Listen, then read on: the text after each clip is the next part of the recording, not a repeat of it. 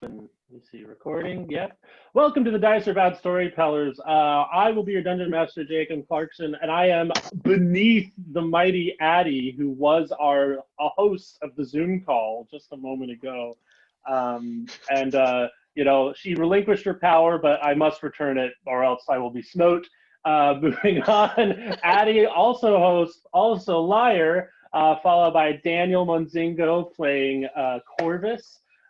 Alex, wow, I always forget your name. Dowis, Alex. Alex, playing Qiao. Phil, who is currently his own bed. He's polymorphed into a bed for this intro. Is playing Argin, and then Sir Emory Warren, Addison Radle playing Sir Emory Warren. And we're coming back after the Christmas break. It has been a wild 2 months. It's been a wild month of people storming the Capitol and vaccinations coming out. And the second, this will go down in history as D&D played during the coronavirus quarantine. On that note. Cheers. Makes a good point. Yep. Get myself to water. That is a very, very apt point. I'm like, let me grab a drink real fast. Yeah. Drink it up. Got my seltzer water. We're all commiserating the fall of civilization, Phil. Let me get some milk. I'm like, I me got making an seltzer alcohol. water, milk, yeah. I'm getting milk. Me being an More absolute more like weeaboo. some neckbeards throwing a fit, but we'll get over it. We have just entered into the scene where the DM of this world has been thoroughly thwarted as a dimension door completely removed the need for you guys to be diplomatic with these crabs in any way or creative on this boat.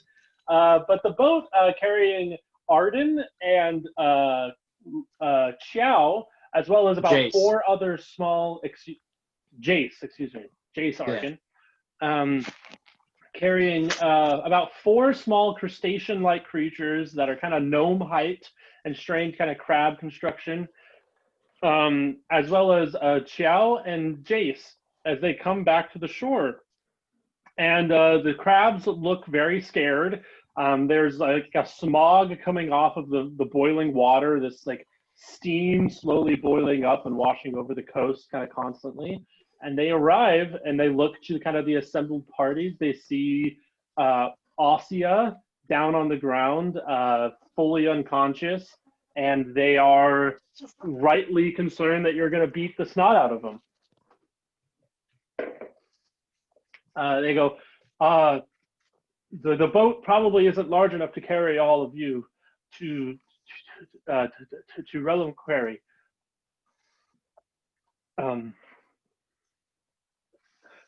Don't hurt us. Why did you kill the? And they're kind of in the midst of the same confusing conversation they were having when Argin and Jace was originally there. So this is after the fact?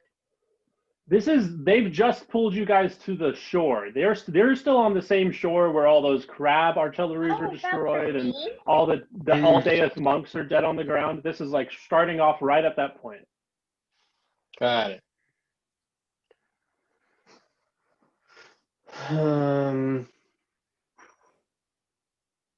I look to Qiao. Let's see.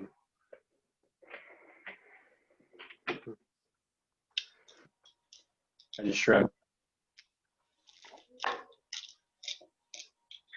Qiao has no idea what he means by that. Shrug. I'm like, I shrug back slower? Okay, so are we going? They said that the ship can't carry everyone. Well, we don't need it to carry everyone right now. We can get everyone across Who do we need it to and carry? then meet with the elders in 2 trips. Would I Yeah, be why can't incorrect? The boat take 2 trips. How many people can the boat carry? And like half of us can fly. In addition to whatever, obviously whoever's already on the ship, how many people? Well, we only intended to bring the crab like points at this big chunky claw to the girl, and she points at Ossia, the black furred. Oh my gosh! Tabaxi. Thank you, Tabaxi. That's kind of passed out after Jace smashed her around a little bit. Well, why were you planning on bringing her? The crabs kind of look to each other. The three crabs. They're like, yes, well, we were told that she was going to return pith to the surface. And there's a party among us crustaceans who believe that's the correct thing to do. We are of that sect. Why do you think that that's the correct thing to do? That is very much the wrong thing to do. Well, there's no god currently on Earth. Salamel and Torin have left, and there's no one to ministrate the world. And so some of the crustaceans believe that it's the correct thing to do, and they're allowing us to exercise our efforts. A goddess of death and chaos and deep water is the person to administrate? Okay, those are a lot of terms you're throwing around that we do not apply to pith in any way. Hypothetically speaking, if all of you were to die or just to stay here, would your ship then accommodate us? Hypothetically speaking. We're not killing you. The two remaining crabs, I've been rolling stealth rolls as they did. This guy did really bad. As you say this, you didn't realize that they were slowly kind of disappearing visually, like kind of turning invisible. This one guy is like looking right at you, and as you say that, he goes whoop, and kind of out of vision. I cast see invisibility. Okay, you see, actually, only that one crab has turned invisible. The other two have seemed to disappear through other means. But yeah, you see him right there, and he's trying to like awkwardly hobble down the beach away from you guys. Okay. I guess free ship? I don't know. Do we really want to try to convince these guys that they're completely wrong? I mean, we probably could. I'm very persuasive, so. Speaking from personal experience, it would take some type of real evidence that I don't know we have the means to provide for them to change their beliefs. I'm like, just kill Pith and let them worship a dead one. The last one, I think it's funny because I've been trying to measure your guys' passive perception and investigation to see if you'd like catch them as they were trying to flee. I have a 21 passive perception.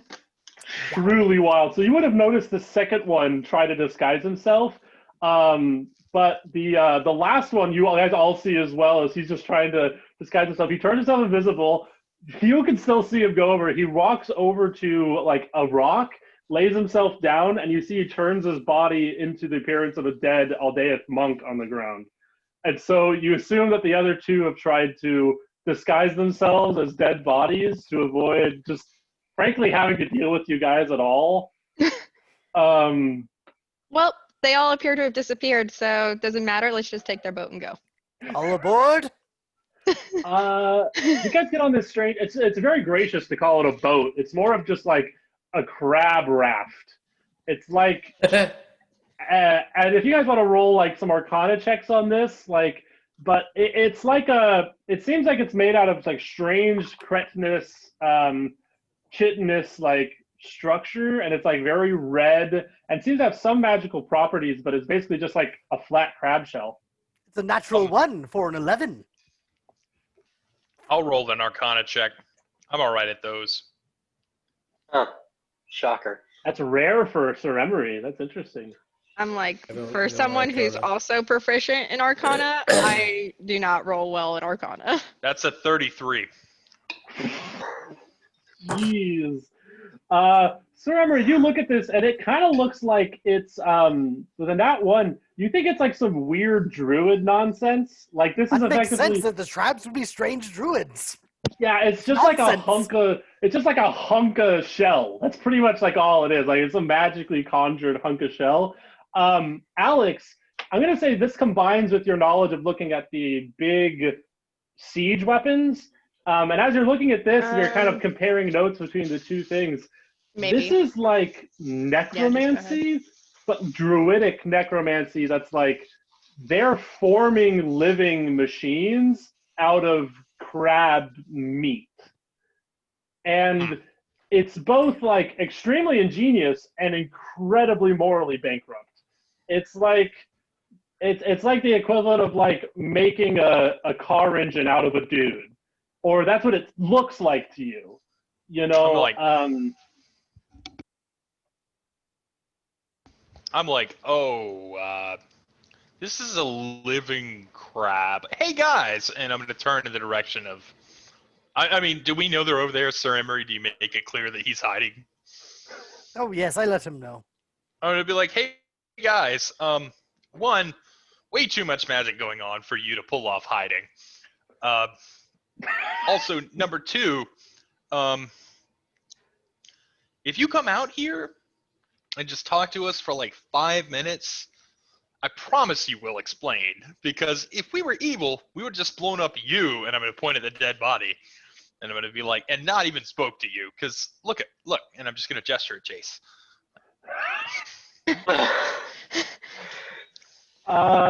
I think the invisible one decloaks first and kind of walks forward. I think all the other guys on the ground just stay legs still. They are fully playing possum. They want to avoid being detected at all. But there are now, instead of 8, there are 11 Aldeath bodies on the ground. And I mean, even though you guys can detect magically that like that one wasn't there before or that one is, it's good. Like these things are. There's like it's both magical and like a hereditary trait, it seems to be for them, that they can just cloak themselves. They can just change their appearance at will. And so it's a very convincing illusion. But yeah, the invisible guy comes up and is like, yeah, we can chat.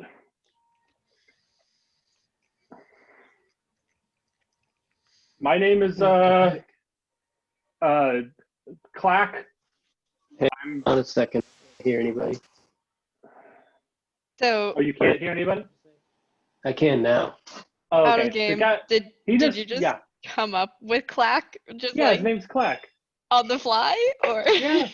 I have names for other of them, but these guys are losers, so I didn't think you'd want to talk to them once they just disappeared. Technically, it's on the swim because they're crabs. It's true. on the walk? On the water. On the scuttle. You just came up with it on the scuttle. Yeah, the scuttle. We're just talking to the losers. You were like, This guy's I name could is let them Clack. talk to the cool crabs, but I'm going to have them talk to Clack. Don't get there. You guys are on your way. He's like, he comes up and goes, yeah, so we didn't make the boat. We didn't make we're just messengers. We're like I can do some magic. I'm kind of smart, but Who did make the You know boat? how to steer the boat yeah. or how to make it move? Okay. Yeah, I can do that. If you want answers, since the rest of your crab friends aren't joining us, well, take us to your leaders or to Reliquary, whatever. The take good us news to is leaders, mortals. everyone can fit on the boat because I can make everyone fit on the boat now because I have 7th level spells. Did we just find an NPC crab friend? Yeah, can we adopt Like, Clack? I don't want to. Not gonna lie. I don't want to go with you guys. I kind of don't know if I have a moral obligation to sink this boat before. Can I roll persuasion for him to Yeah, become roll a our friend? persuasion. Explain what you say here. Bard, All right. bard. Give me a second. Okay, so, well, you seem like pretty honest kind of crab. Like you're living your best life, and we're just over here terrorizing your people, and we just Not strong. wanted to Not going well. Hey, no, I am not good No, you're at coming up on persuasion on the fly, but my roll is going to back this up. I swear. I'm like, if I roll a 1, it's a 15. Hey, now roll. And I'm like, I think it would be really fun for you to come and watch us become gods. Whoa! Okay. Maybe with disadvantage. Okay, with disadvantage. Okay. Can I First give her roll- advantage by saying, yes, come watch us become gods? Alrighty, I think so that would be more disadvantage. my worst roll was an 18. My second roll was a 21. Okay. Ooh. He's like weird flex, but okay. I'm interested. He's like, I clearly can't stop you guys from doing what you're about to do. So I'm gonna preserve my own life and help you do this thing. And Help us. don't hurt me. Okay, And I'm guys, sure the elders will be able to work out your whole god complex. do we really want to take these people with us who clearly think we're evil? Oh, not the poor Nah. people, just clack. No, Not all, just leave them clack. all here. Just clack. It's around this Oh. time that Karina walks up, and she was way behind back where like the things are, and she was like kind of saying goodbye to the crewmates. You guys decided to leave back here, and she just says like, "Hey, Evelyn's gone." Like after the battle, she just went invisible and walked away. I don't know where she went. Well, I mean, she has been threatened with death multiple times hanging out with us. I can't imagine that didn't factor into her decision. Clack is like, yeah. I mean, I've known you guys for. Shut up, Clack. Okay. Let the Okay, crab God, speak. God, okay. Does Qiao's index of interest work on crabs? If you want to roll it, if you want to try it on him. Yeah, I want to try. Well, I mean, it's still active. It lasts forever. We'll do another. Oh, and it lasts forever? I didn't realize you turned No, it no, off. no. I mean, it lasts a long time. I'm saying. It Gotcha. hadn't been that long. Yeah, it is extremely accurate, strangely, for crabs. It's very very accurate. You see that it's going like it was started off at like a 5. He barely liked you guys at all. Now it's just like going into negatives. It's like -3, 4. The more he realizes that you guys might be megalomaniacal. We're Me, just crazy. megamaniacal? No. In I'm any like, case, we're so friendly. now actually, random forgot to question. kill them. You know, Clack is speaking common, I assume. Yes. Okay. Okay. Interesting. I don't know about all this god business, but come I'm along. like, half the Well, party's let's about get a to move become on. gods. So let me make sure we get a full thing. So you've killed all the Aldeath monks. You guys aren't doing anything with their bodies. You're just leaving them to rot on the beach. It sounds like. You're bringing, I assume, Ossia. In my book, they don't deserve anything else. Wild, man. I'm like, we Corvus could at is least hard as steel. take the coins off their body or something. Yeah, you can. Actually, Corvus will do something. He's going to go around and punch all their masks in. So we don't want to just like Not expose off, them and just take them off. No, not like they are going to be broken. Wow. He's going to walk up and single punch straight into the center of the mask. It might cave their face in a little bit, but it's fine. I'm going to let you do that without a roll, but it will take you, I'll say, like maybe 10 minutes to just kind of go bop, bop on each one. I'm going to say Clack is crying. He's like, as Corvus goes around and does his grim dealing of massacring these dead bodies, of mutilating these dead bodies. I'd like to doesn't- tell Clack and that when it's he- okay. When he actually gets back up, he'll say, "I'm sorry, Clack. But they betrayed everything the Order stood for, and they did not deserve to die in their god." So question, There are a bunch Fun- of crabs that are dressed up like monks. I'm gonna say you get to one of them, and he goes, "No, no, no, no, no, no, no!" As you Yeah, go, anything that, he's not gonna purposely like attack the ones that are not dead. Well, actually, I'm gonna do some rolls. So roll. Let me act 1 second. So you go to do All these one. poor crabs. And you punch in the thing, and I'm gonna say he only got like a 12 for his thing, and even if you touch an illusion, it's dispelled. You can tell you didn't actually hit anything, and it's just like you're phasing through nothing, and then it like recreates the illusion as fast as it can, because he's a short person, so like you're punching like the space above his head. But one of them misaligned it, and he actually goes, no, wait, and breaks the illusion. You were gonna punch him in the thing. Classic, like, the facial structural bones of most humanoids is very similar tension resistance to the crab shell. So weird. Sorry to derail everything with that, but I'm gonna say you finally get to what you recognize as oh my gosh, Lauren. Gadrus? Gadrus, thank you. Gadrus's Lauren is body. Beyonce. Is there anything you want to say there? I am actually going to search his. Okay. Ooh. So you search his body? Mm-hmm.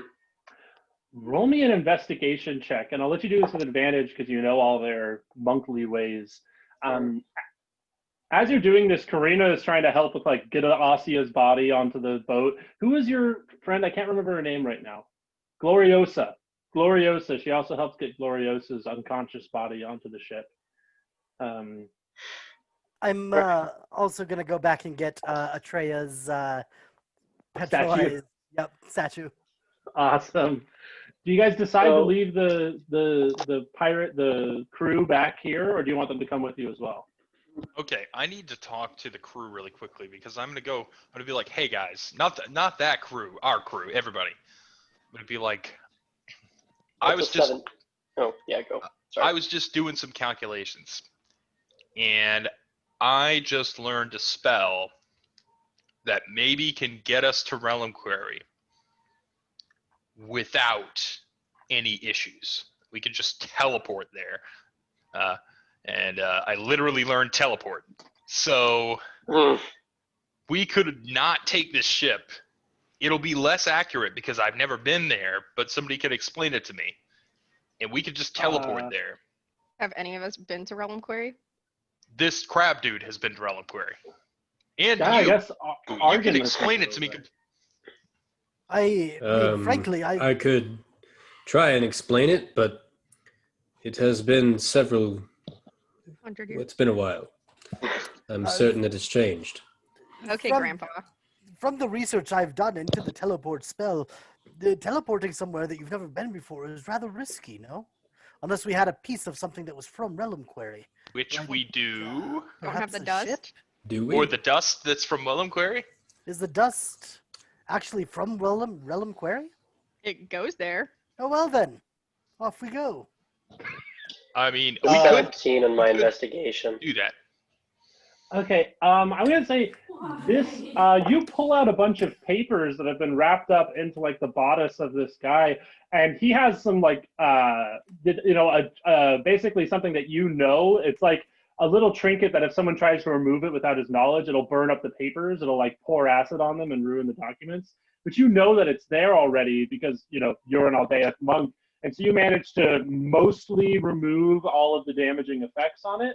And you manage to pull out this thing. It only like singes the side of some of the paper, and it's this large scroll that is all Pythic markings.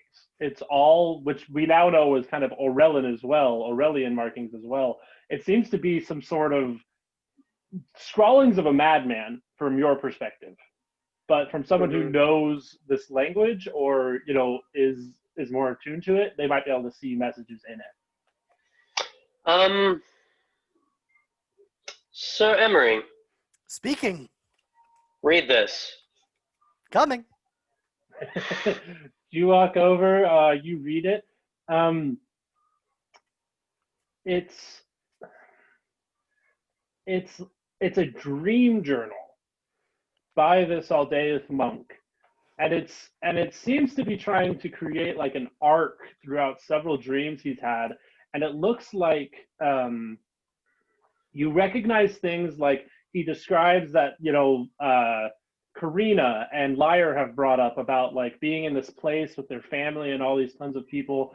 But like halfway through the dream journal, he mentions that a small black tar-like boy came and explained, that he had this mission for him. He had this purpose for him to help Pith out, and if he helped, he would be rewarded greatly. And then, a lot of it's kind of hard to read because a lot of it's basically like hyper-religious, like zealousy. It's like him kind of losing his mind as he realizes like, oh, Pith is real and she wants to help us and she's doing all these things to set us up. And it kind of becomes hard to read in kind of that cringy way of like, this guy wasn't healthy by the end of this experience. Was he a warlock? Do we know if he was a warlock? You would Based know. on that, yeah. Well, that's good. But and then there's another part. He starts to refer to the black tabaxi or the black cat as kind of like a deific sense. Like the boy seemed to like reference her again and again and again, and like he became kind of obsessed with helping this girl get to Relinquary. The tar-like child did? No, Gadris. Gadris did. Because that was the mission that the tar-like child had given him. Mm-hmm. Interesting. As Qiao was explaining this spell and this teleportation, Clack gets interested. Like you can tell he's like, oh, that's a lot of magic. That's really intriguing. There's only like a few crabs. There's only a few crustaceans in Relinquary who can even begin to do that. How powerful are you guys? And he's like actually kind of getting into, as you described, kind of what magic you're doing. I'm like, told you we were about to become gods. I'm I'm just gonna curious. Lyre, the more people you tell about our plan, the more likely we are to be stopped. We'll figure it out. The bard hand wave.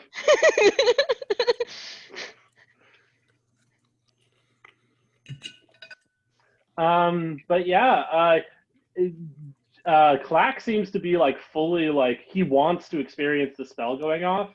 And so he starts to really like clearly describe, he's like, there's a spot by the beach that I absolutely love, where there's rocks that protect it from the boiling water. And if you go right in there should be enough space for all of us. And like, I actually stacked a bunch of rocks up there because I thought it looked good, and they're in this order and this color. And it's like enough detail that you can like use your magic to pretty safely get there. Do we want to do that? My vote is no. I still don't fully trust this magic thing, if I'm being completely honest. What magic isn't thing? the shell magic thing anyways? So All magic. Tell him the boat is magical. Oh, I mean, you know your swords are magic, right? Stuff doesn't just set on fire for fun. Yes, I know. I thought it was I know just this. Boom. I know this. I mean, you just But the teleported onto magic the acts on the thing, You just teleported this ship with me. and it was terrifying. Well, how about we step on board this definitely not magical crab boat instead and row our way to Relinquary? Or allow the non-magical boat to row its way to Relinquary. Clack goes like, well, no, it's actually magic. What? No. This is super normal. Thank Based you, on, Frank. I don't have a problem riding in a magic boat.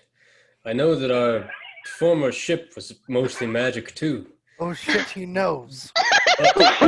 I'm just not a huge fan of having magic done to me. This, Well, I this think that's magical just a matter of Luddite. understand. getting frozen as a statue for the past Mhm. 1500 Well, that was years. just a really long sleep. And it makes wasn't a sense. statue. And in What regards kind to of statue? the spell that got me onto the boat, I could see the boat.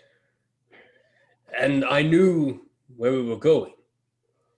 This nonsense is Less much grander. precise, yes.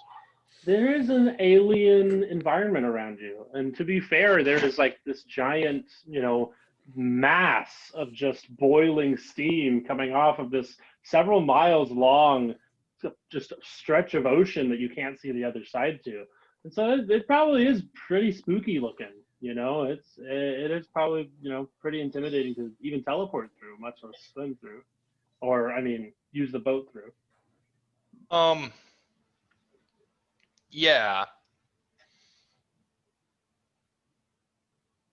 So am I clear that we're going to take the boat? How long does it take to get from here to Reliquary? Crab. It's about Fine. maybe 4-hour trip. Oh, then why would we do that? Yeah, Why no, did this it take the teleport? Instantly. Yeah, I think that's fair. 4 hours. Maybe that's a little exaggerated, but well, I can make the boat carry us all if we need to. if people aren't willing, I think the spell is harder to do with No, teleport. it can't be done with non-willing people, so he'd have to Right. agree. So we Yeah. couldn't do it. Yeah. And plus, if it's a 4-hour trip, there's no reason to argue with him.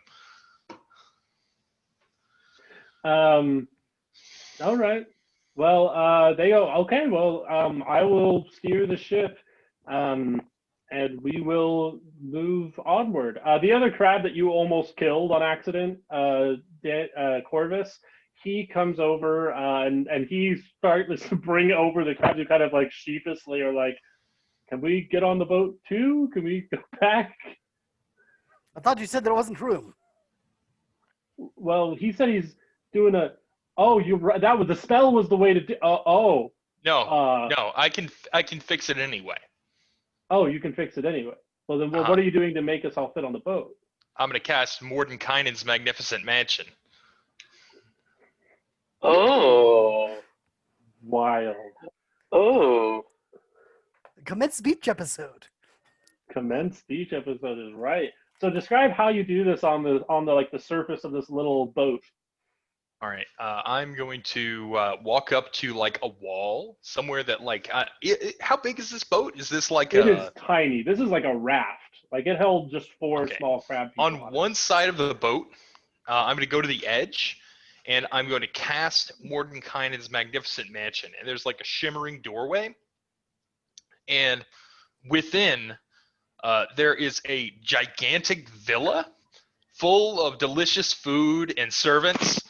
And anybody who can't fit on the boat can chill out in there until we get to the other side. Wild. The crabs are Do all you have a specific floor plan?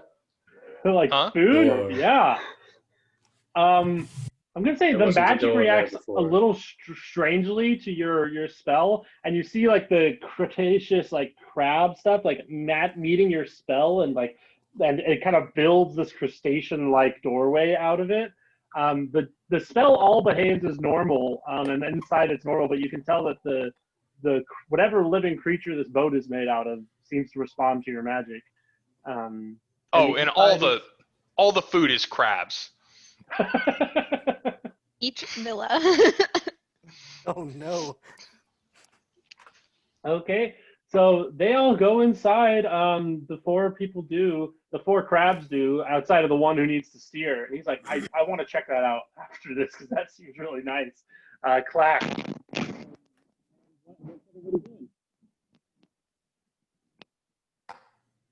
We can't hear you very well, Jacob. You can't hear me very well? Mm-mm. Barely at all. While you're making the door, Jace is just pointing at various runes, being like, what does this mean? What does That's that the mean? one that makes crabs. Why does it make crabs? Because there's a bunch of cooked crabs in there. Oh, do the cooked crabs come from someplace? Yes, they're composed of magical energy that is coalesced into delicious crab. If it's energy, is it really food? Yes. What is food but energy in crab Food. form? The But crabs are food eating the is- crab with no second thought. This is cannibalism. Oddly, for This us, is no, worse it than is not magic. cannibalism, but for them, it's cannibalism. It's kind of a strange line to draw, really. They're like, well, when you're an omnivore, meat's meat. They truly don't care. They're like chickens. I'm like, I'm gonna be in the mansion too. I'm just like cracking crab legs. Like, It's literally like it's a big circle full of like nice rooms and like a workshop and like all sorts of cool stuff. And then the middle is just a big pool, like that goes down forever. What's a pool? Wow. It's That. like you just sit in it. is it heated? But what's it for? I know. Oh my gosh. My favorite part of that yes. book so far. Yes, the pool is heated, and it has, like a seat all around it that you could just sit on the edge and like dangle your feet.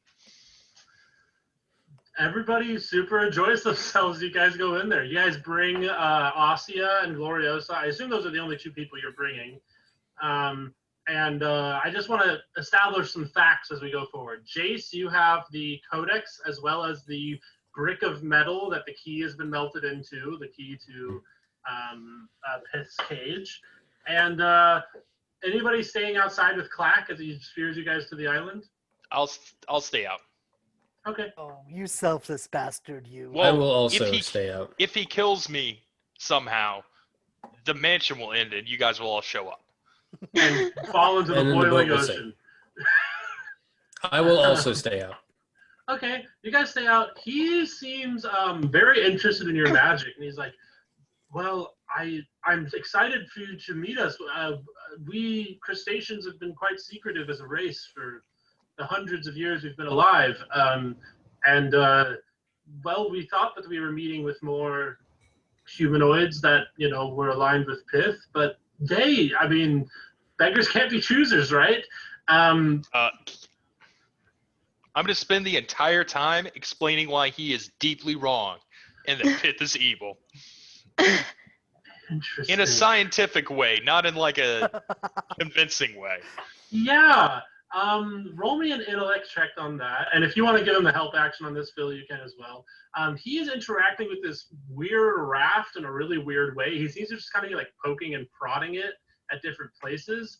And it seems to kind of be moving of its own volition, but very slowly and awkwardly. And you think if you had a better boat, this trip would be much shorter. But it seems like this boat is like made for the boiling water. If it's just like straight intelligence, it's 20. 20. Oh. Okay. Jace is gonna go sort of just, is there like room to sit on this raft, or? Yeah, you can sit down.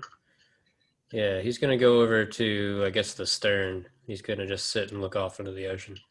So he gets a nat 1, but for this 4-hour journey, so like at first he's very like playing devil's advocate. Like, well, look, if there's one truth you're describing, but there's another truth. There's another truth that's fully valid for this situation. But by the end of this thing, you have fully explained how that's not the case in the matter of Pith, and like Pith and divinity isn't like this stuff. And you fully convinced him that Pith is evil by the end of the thing. But you realize through this process that he wasn't that emotionally connected to the idea. Like, for him, it was just kind of a curiosity. Like, talking to him isn't like talking to a person, if that makes sense. Like, it's not like he's humanoid and he's intelligent, but his thinking is so foreign to either a Triton or a human thing. Like, and because he got such a high roll and he got a nat 1, it seems like his brain is made to believe in two things at once as true.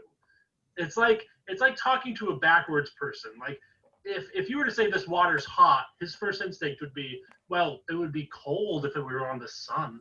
You know, like everything about his intellect seems to be like, if it's one way, it's the other way. If it's the other way, it must be this way. And so it's very frustrating to talk to him. Sounds Oh like no, math. I hate we've it. discovered politicians. They must die. He brings you to this coastal place. Reliquary is beautiful and inspiring, but alien. It's like it's this sunken city similar to how it's a sunken city at the base of this large mountain, and and you know that you can see where the mountain was cut off and was below the ocean because the tops of the mountain have all this like dead frosted foliage on it that's so high up it's cold, you know, like it's so distant and high up. But the base is kind of like the rest of the world you've been in, except a little more heat blasted because of both the desert and the boiling water. It's kind of like the ruins of a great ancient city where an alien species has come in and added their own embellishments of this strange living crustacean architecture. So it's kind of like a Roman ruin that has become like the shack up position of strange biological aliens that are all kind of this crab construct. Yeah. What language does Clack hear when I talk to him? When you just speak common, or when you speak So here's the thing. all languages? Yeah. No, because like it's not something that I turn on or off. It's just always, all the time. I understand all spoken language, and everything that can hear me can understand me. So you ask him what he hears when you speak? Yes, actually. Oh, he's like, well, I just hear our language, which is, you know, crustacean. I mean, are you speaking something else? I thought you were an Aldeath monk. I thought you were kind of in the know, you know. No, I was just curious. What do you hear when they speak to you? It's different, though, right? Crustaceans? No, within the rest of the group. Yeah. Well, I just thought you spoke crustacean. I thought you were being. Well, it's just curiosity on my part. You're perfectly fine. Now, quick question. Do you know... Rude. I'm trying my best. No. Assuming that we run into any of the other elders or people who, I don't know, might take problem with us, do they speak their language? Gestures over to the party. Yeah, we all speak common. Oh, Most I just wasn't crustaceans sure. speak like 5-6 languages. Oh, I mean, quite impressive. we're really smart. I know that, like, I mean, well, we're smart compared to, like, you know, most humanoids, but, like, you know, we're really smart. You guys start to walk onto the beach. You see crustaceans going around, kind of just being industrious, exploring, like, building things. Let's have people roll insight checks, and we'll see who kind of has this realization first. And I'll say... So Jace stays on the ship. Okay. You can have advantage if you want to make this roll to kind of insight on these crustacean people as well, Jace. That's a natural 20. 17. He's not really paying attention to the people. He's staring off into the ocean still. 24. 24, nat 20. What'd you get, Lyre? Excuse me. 7. 7? 17. Okay. Lyre, you think this place is pretty cool. You think that they're, like, industrious people, seem really good. Corvus and Qiao, this feels like... You guys wouldn't have this point of reference being in this fantasy world and not where video games aren't real. This has the feeling of, like, a war simulation game where you just move units from place to place and they build a building and then they move to the next one and then they gather resources and they do it. It just seems almost lifeless like that. Like, it seems like they almost don't have a culture. They just kind of are, through intellectual, like, hyper focus, constantly building and reimagining and, you know, like, doing stuff. Sermi, you see, like, the most unsustainable just torture of the earth and themselves. Like, My this God, is, they've discovered capitalism. this is like, this is a culture that is, you would say, almost designed to fail. These are people that are hyper-focused on intelligence, hyper-focused on productivity, and like doing this thing above all other costs. They have no moral ramifications. Like, you see that they're actively influencing life, like their own flesh, to create these machines out of their own nerves. Like these are not creatures that were made to be a race, a long-term living thing. Like a species. This is an untenable species.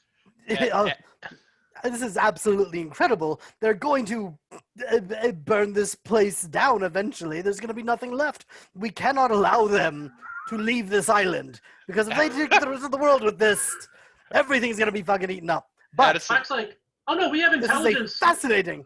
We have an intelligence network all across the world. That's how we knew where Lyre and them were. I see. And how does that operate? Well, we have a very strict no contact with the outside world unless Salamel wishes it, which we've only broken a couple times now because he's gone. But like we interact with the rest of the world just in the ways of gathering information. That was our connection with the Aldeath. I'm going to turn to Sir Emory, and I'm just going to say, remember, we can fix this. We can, but we should also, part of me legitimately kind of just wants to let things here run their course and see what happens. It'll be a fascinating experiment. I look over at, like, a flesh machine, and I'm like, nah.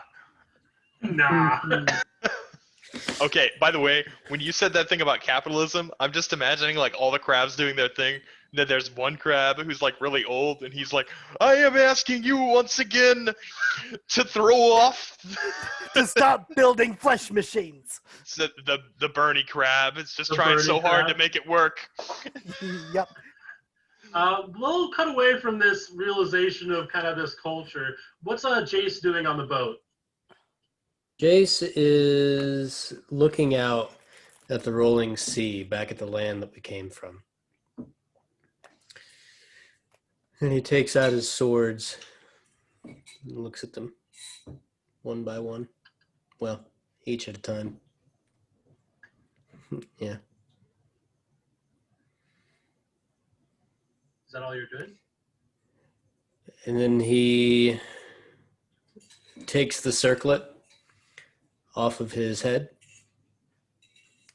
and tosses it into the ocean. Spicy. For drama's sake, we'll say that you see that this boiling water, it takes a while, and you can see it sink for some time, but you can feel the enchantment break. You can tell it's not all of the enchantments. You still have your swords, but you can tell that the deed's half done.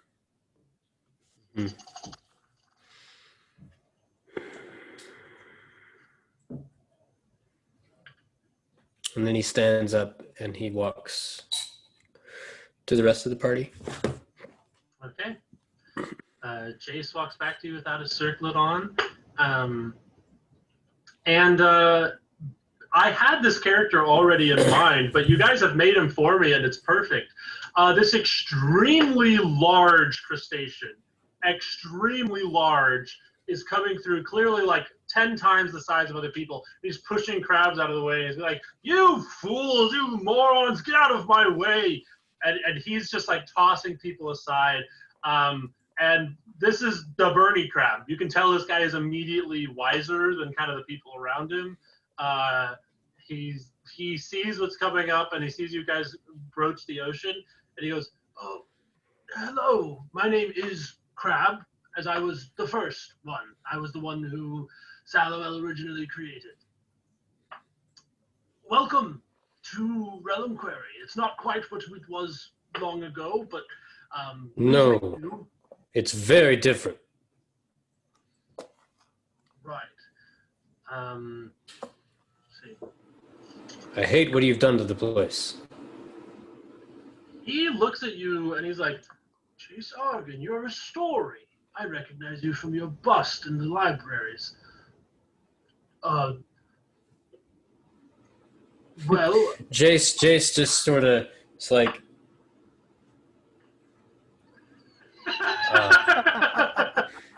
wow. a statue. I see what you mean. Yes, of course. Well, I see that you've captured our political emissaries bringing the girl, and he points to the black, the Ossia. He goes, well, I disagreed with them. I think we shouldn't bring back Pith, but I need to allow them to exert their desires and attempt to do what they're going to do. Insight. Yeah. Oh, that's I feel like there's enough of them that if you 17. I feel like there's enough of them that if you said that you disagreed with them, they would just eat you. Well, no. I mean, if they were hungry, maybe. With a 17, and you would see this Qiao too. This guy is not just. Oh, I hate this. Bernie Sanders. At least my Wednesdays are open now. This guy has an additional wisdom to him. This guy has, he's also smart in that same way of believing two wrong things at the same time is true, but he has a wisdom to select it the right one more often. He goes, he doesn't seem to be lying, but he definitely doesn't recognize the stakes of what's going on. And he goes, well, I see that we have some undying individuals among us. Some of you have not joined the crew, I can tell yet. Is that something you wish to be? Is that what you've come here to become? Somewhat. We don't really want that, but I mean, at this point, it's out of our hands because other people are going for it. Oh, that's true. Yes. Well, some excellent people. Some people that I very much appreciate and value very highly. As he's talking to you, this very greasy, tall elf, who you recognize immediately as being an elf from Shigwa? Shigwa, thank you, comes up and he goes, oh, hey, great, Crab, nice to see we've got some new fellows here. May I introduce myself to them? He goes, yes, of course. He comes up and goes, hello. He does like a little awkward crab crawl move with his hand. He's like, I am a member of the Crab Senate here. I help them with their decisions. My name is Lucian Edrin, and I've been a part of the Crab Senate for about 5 years now. I'm kind of their diplomat for humanoid to humanoid affairs. I look Lyre would like to Great. sit in the background just. Does he have a pith tattoo? He doesn't. But he's like, yeah, well,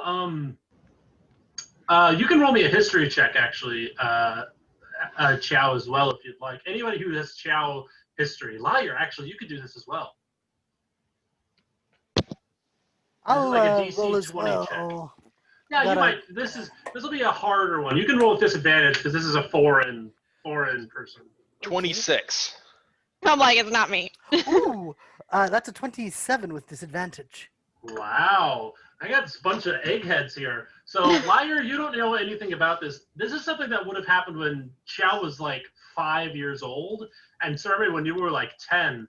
But you guys are both incredibly well-read individuals as well as people who are involved in politics. The Edrin family was disgraced back in Shigwa, and the head of the household, Lucian, disappeared off the face of the earth. He was involved in a bunch of trade negotiations that were like totally fraudulent, hurt a lot of people, and he was just a huge liar from base to tip to stern. He was like considered a rogue and a scoundrel, but he totally disgraced his family, and it seems like he's just kind of come up out of the blue. But this is like small scale stuff. This is like still a noble family, but not like the richest in Shigwa, just kind of like a family with a lot of history. But he's like, 400-year-old elf who suddenly broke bad, and now he's here. And Lucian, I've read about you. Last I heard of you, you were a rogue and a scoundrel that disgraced your family. I was about to say. Crab said it. I certainly hope you haven't read about me. But Oh, we I all have. turn leaves. We all turn leaves, right? I believe my father mentioned you. Oh, your father, elf. Ouch.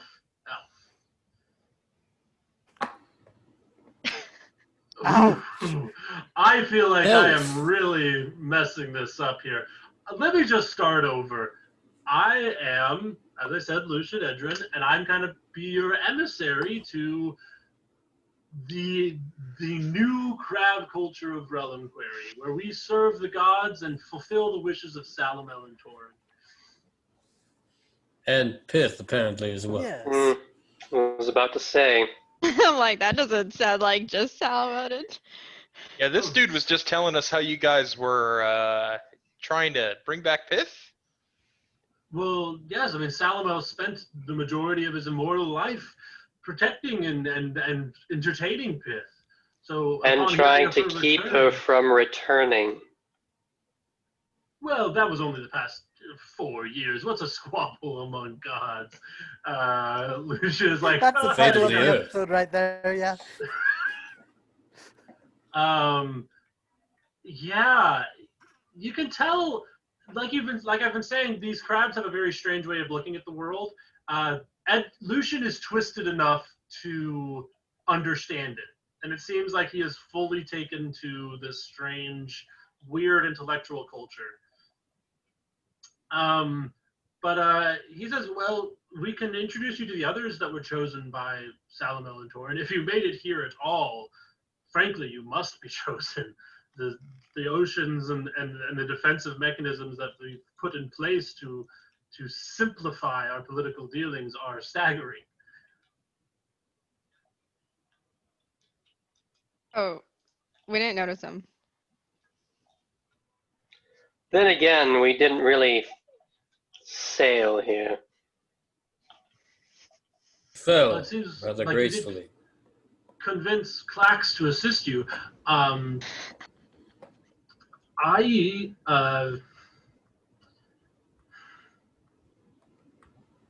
I think you need a new job, friend. You're very bad at this. I wasn't in charge of putting up the defenses. You must understand. No, I mean the talking part. If you need a new diplomat, we do have Karina. She's the queen of Old Wessex. She's rather an accomplished diplomat. I'm going to turn around and I'm going to say, those were the defenses? We're just all like shitting on the fucking defense. Clack is like, well, didn't your ship get destroyed?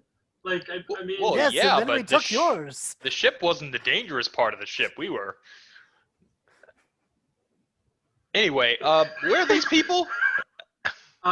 Lucian goes, right, well, I will do my job, I suppose. I guess you guys don't think I do well at it, but fine, whatever.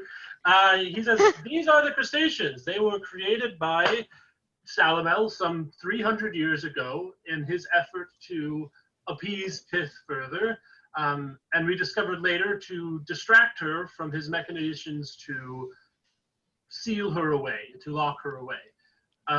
Which some of us disagree with. Some of us think it was a kind of a bad idea. A lot of us don't. And we, have our squabbles about it, but for the most part, we're in agreement that it's a good, bad thing.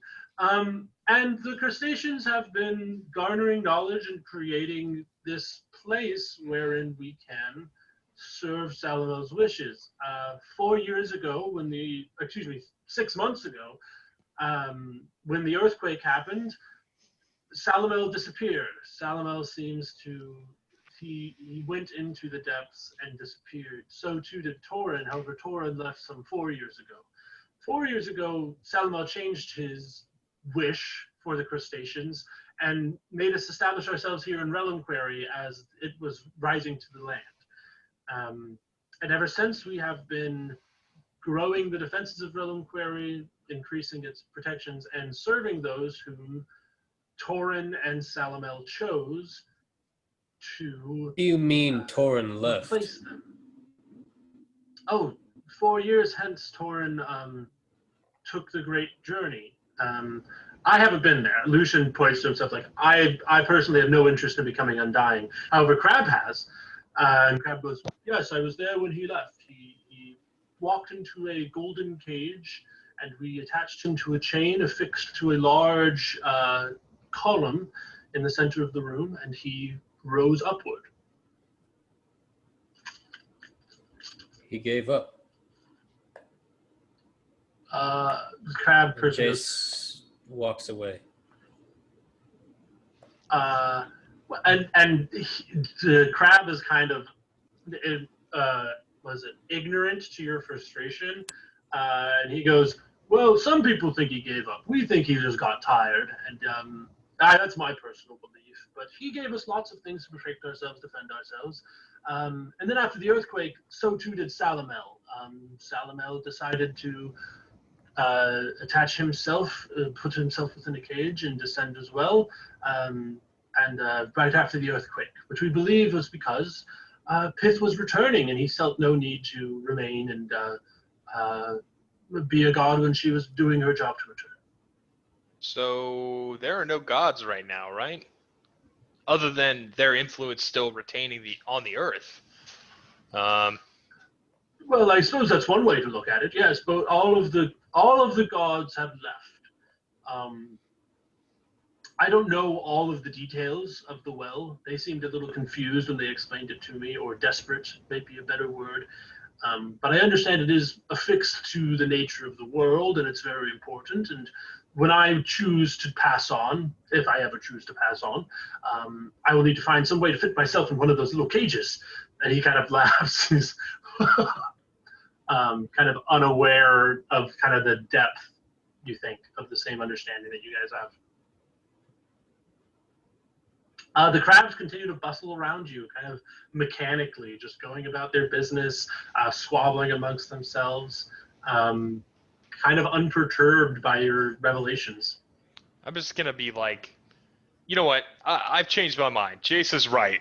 That this has to not be the system anymore. This has to go. This has to go. We don't need gods if this is the way it turns out.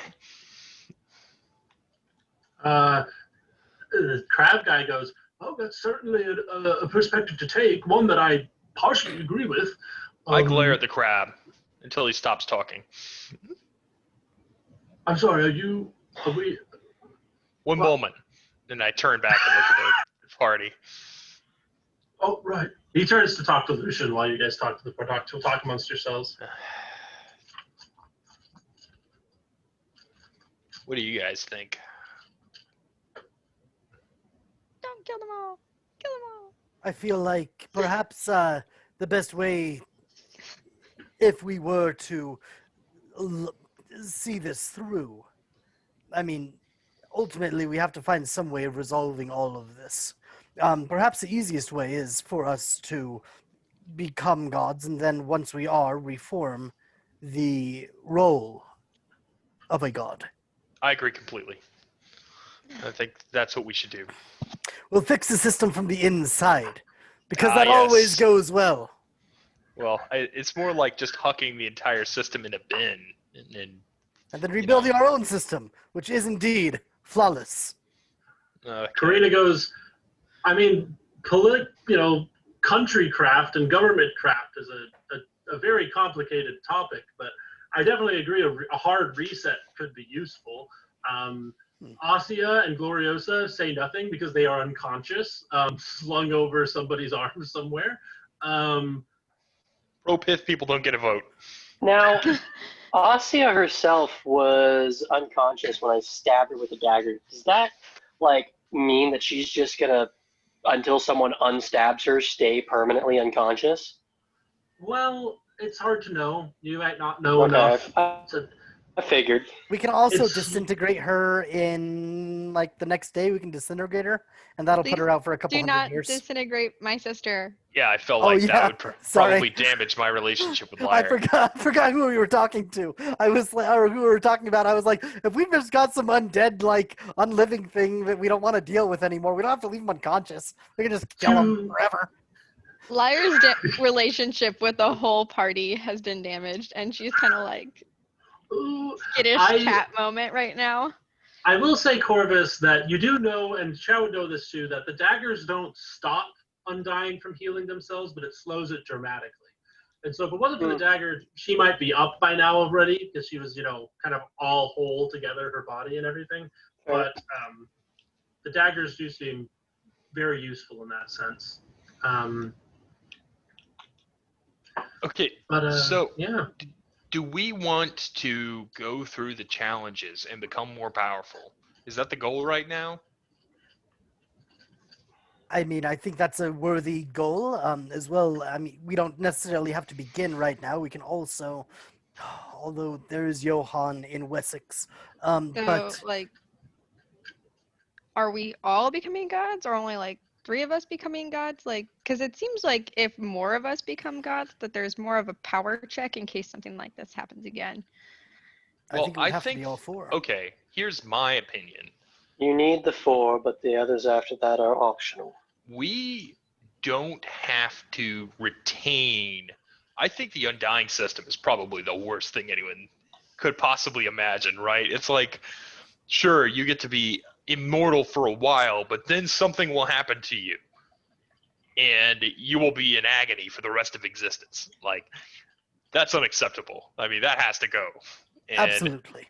Honest Fair. to God, no pun intended,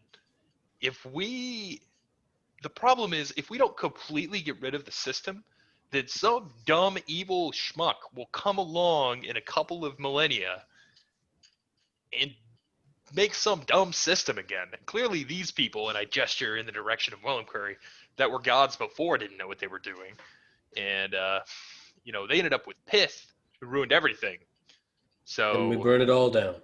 then we get rid of the whole system, then we're just on our own, but at least it's not this garbage. Look at this crab. He's immortal. He doesn't even know what it means. I agree. Karina is like standing next to you, Lyre. She just kind of quietly holds your hand for a moment while kind of just being in the group. And she says, yeah, I don't know what the best answer is, everyone. But I think that we're the only people who can make the choice. And I think that we might not be the best in the world to do so, but we're the only ones to do so. And I mean, I hope that we do the right thing here, because I think you're right. Johann won't. The good news is, I mean, we don't That even was have to very begin the stirring. process. We don't have to begin the process of becoming gods now. Now that we're here, we have some level of control over who even attempts to become gods. We can screen them out or just stop them outright. We should probably go meet the other people that are here. I'd agree. Yeah. You guys. So I assume you guys go back to the crab guy and say, "Hey, we want to meet the other people who are here."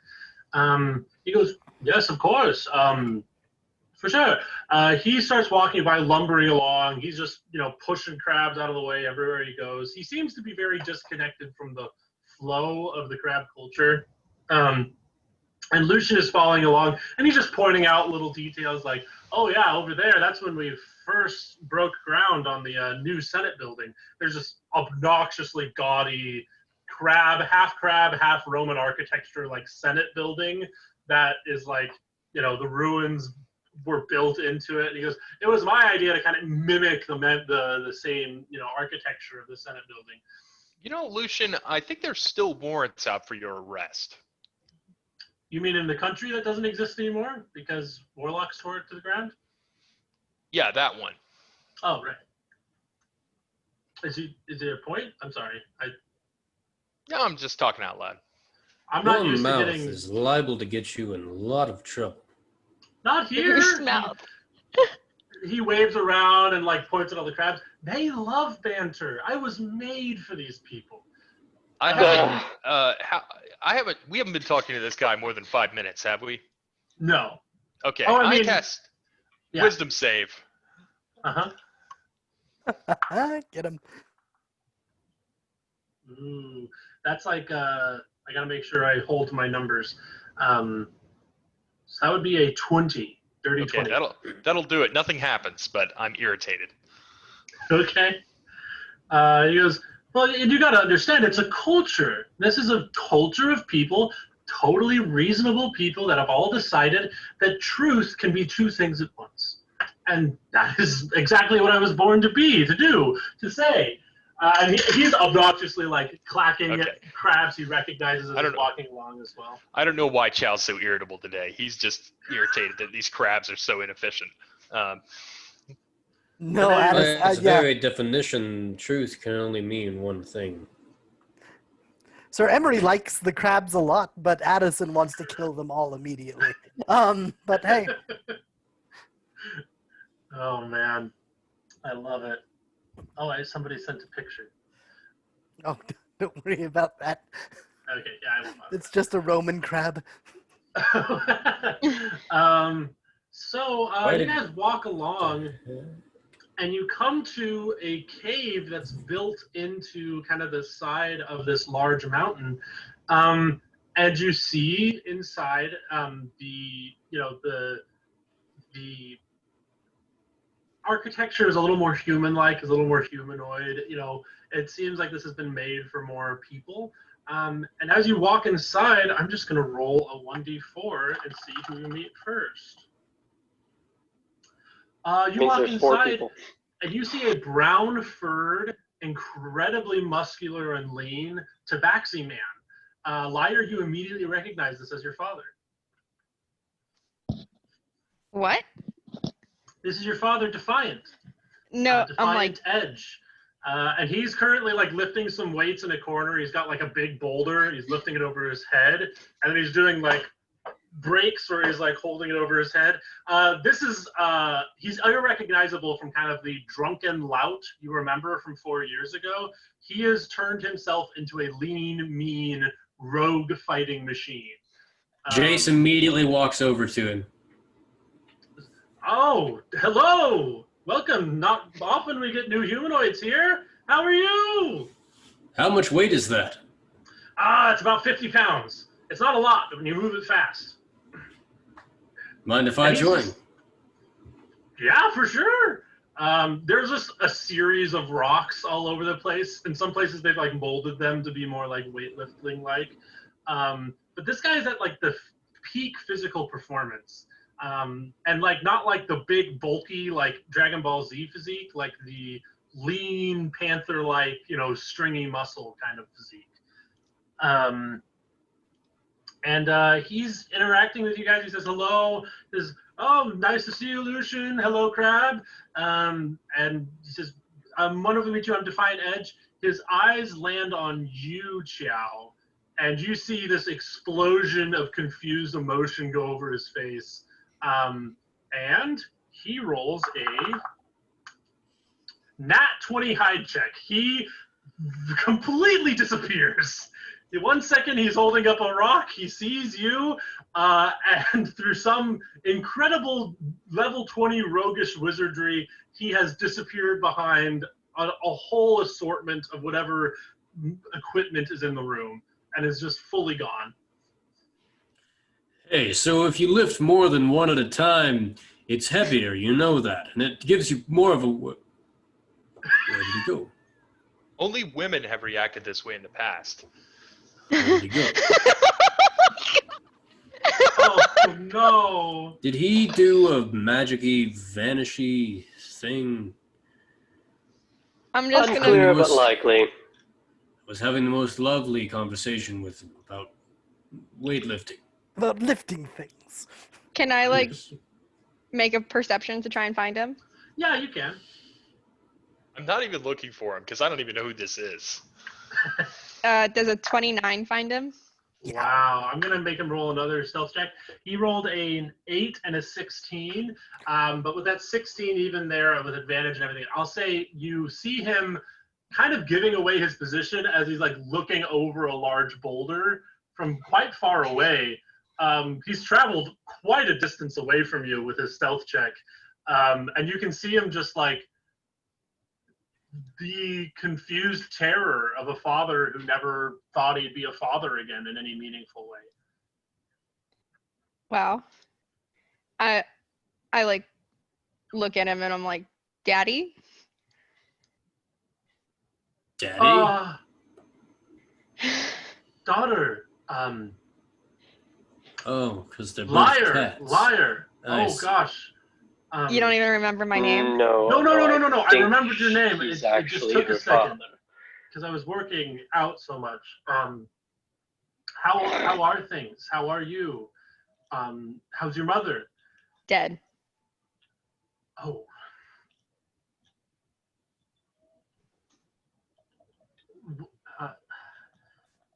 He's gonna try and disappear again. Man, I'm gonna chase everyone him. here sucks at conversation. He just wanted to do try and magic, just man. leave. I just wanted to do magic. I'm What? probably not gonna find him again on this one. No, Uh, okay. What'd Oh, you I get? found him I got a 14. Yeah, we'll say you managed to track him with your eyes. He's extremely fast, but he's running off, and he kind of recognizes he can't hide from you.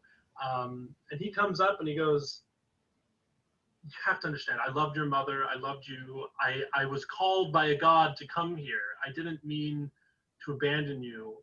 It was..." We were called by gods to come here, but we could still have waited. I waited. I raised all of my siblings. Thank you. Me and my What brother. god? Oh, sorry. I didn't mean to interrupt.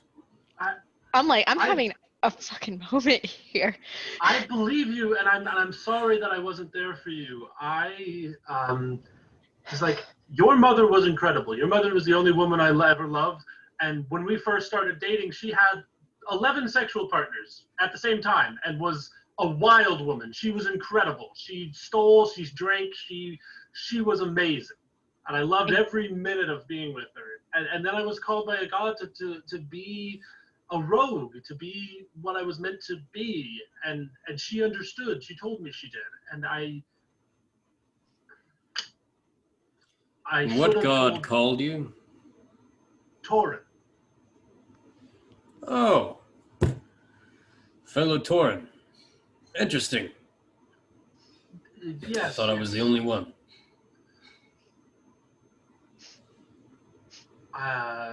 You roll me an insight, Phil. Message. Because you were also called by Torin. This is only gonna be like DC 5. What'd you get? Oh, 16. Not only has he never heard of you, because he's never heard of Jace Argin, because he's an uneducated lout, he never heard Torin mention you. Torin fully forgot you existed in the 100 years that you were in the chamber. And this guy has no idea. He's like, I know more people are Torin's children. He explained that to me, but I didn't know he called anyone else. I'm so sorry. I wasn't called, I was made. He specifically made me himself so that I could fulfill some purpose. I can only imagine it's this. Well, this is extremely awkward. I'm sorry. Yeah. Do you not know who I am? You're a very buff man. I like weightlifting with you. I don't. I am Jace Argin. The Jace Argin of From a legend. nursery rhyme? Nursery rhyme. Cast shield. Of the How does that mythic, nursery rhyme go again? the mythic stories. I assume. The texts are Boom, new. boom, boom. The blades go out the room. Boom, boom, boom. Fires a flame, a hame. Like, I mean, it's totally child stuff. Point of order, there are several texts. And I'm just like professionally offended. Well, look, I move fast and I steal things. I'm not a reader. I'm not a smart man. I don't. Defiance. I'm like, gonna Well, evidently, for jump having in front of abandoned your my family, dad. I would I'm not like, be shocked to learn that you're are you guys anyway. trying to make fun of mine and my family's education? Complete What? like flip script flip I'm from not what I was. I have a lot of making trauma. fun of your family's education. I am famous. Yeah, 1,500 I years would ago. imagine that. I mean, I didn't. He hasn't even heard of me. well, I I'm just gonna in this room. So in this room, I just suddenly shout and I say, "Does anybody not know who I am?" The biggest ego move ever. Defiance like slowly raising his hand, and you see a bunch of crabs that were like serving them as like kind of butlers, kind of raise their claws awkwardly, like. Lyre I as also well. raised my hand. I'm just Lucian, gonna. did you know who I was? I'm sorry, you're not just chosen by Torin. I thought, I didn't do a lot of reading as a kid. I'm not big on reading. You're in a lot of books, if that helps. Yeah, no, there's lots of books, but maybe Two not nerds are everyone. like- Maybe not everyone has read them. I can't read. I don't think. Wait, what? What do you mean you can't read? I mean, I don't I've picked think up a that couple it's- letters, but I can't read very well either. She's like, we got that in common. He points over to Lyre. I don't think any other followers of Torin know who I am.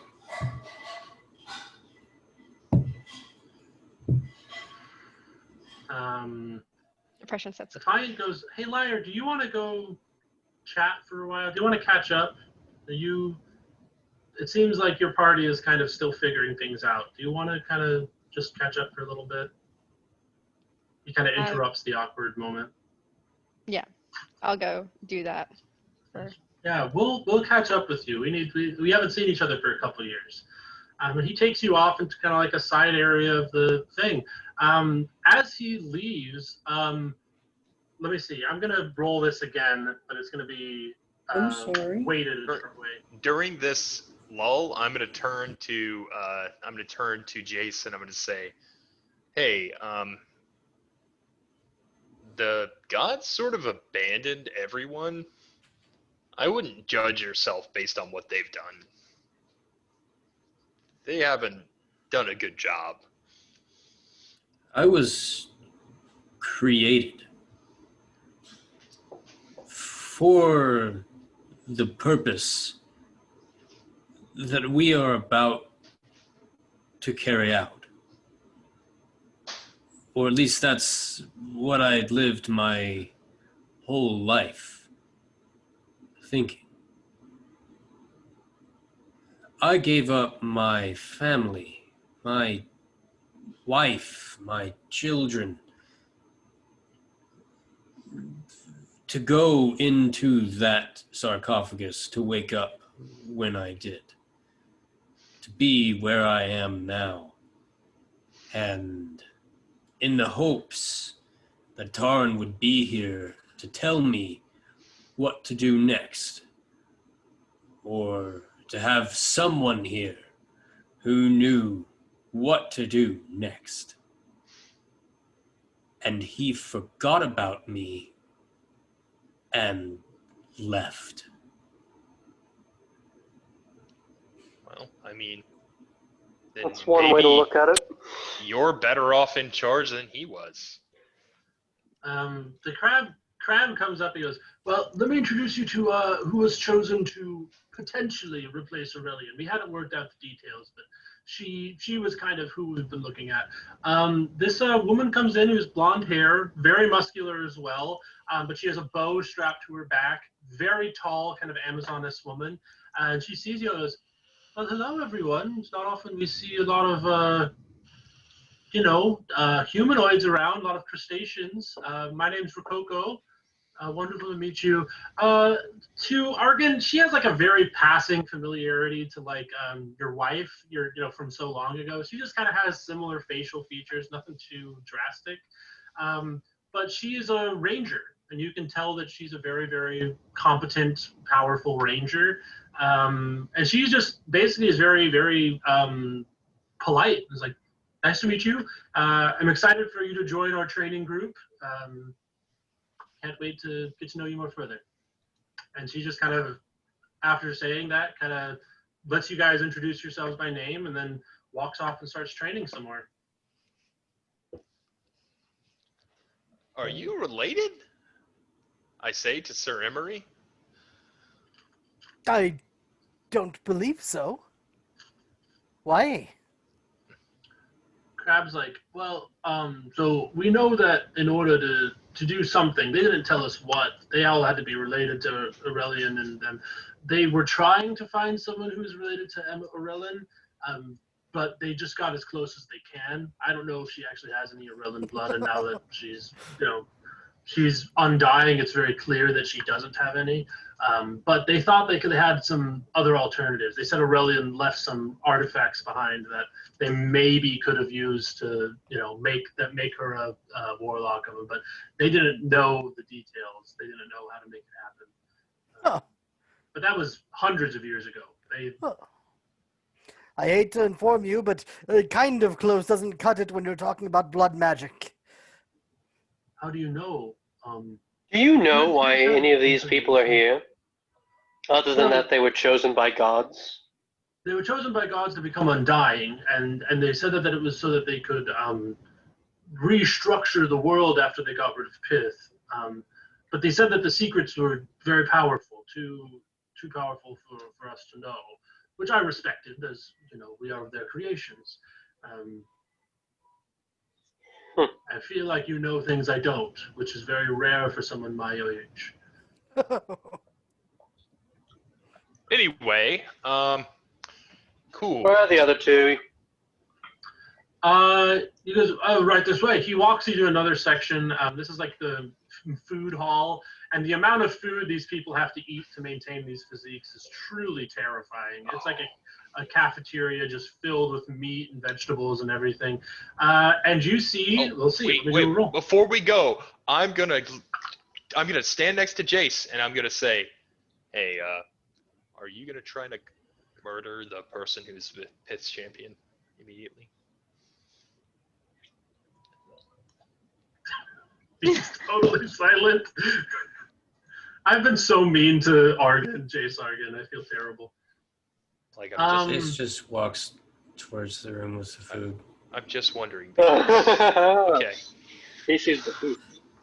You guys walk in. You see Gome with a large plate of food. This is a very, very buff.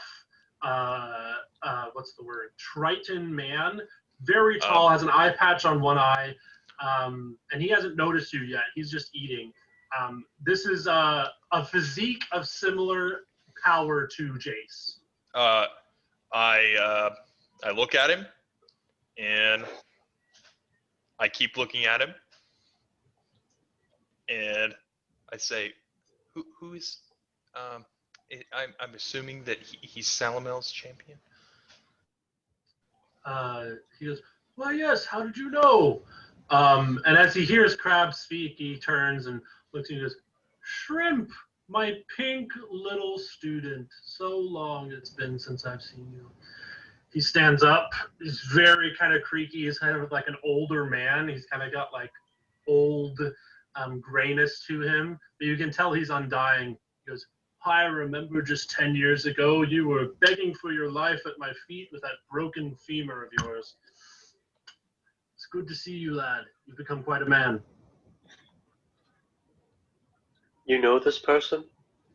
Are we just gonna kill all of the current champions? Because they all sound like assholes. You What? know this person? Are you threatening to kill me?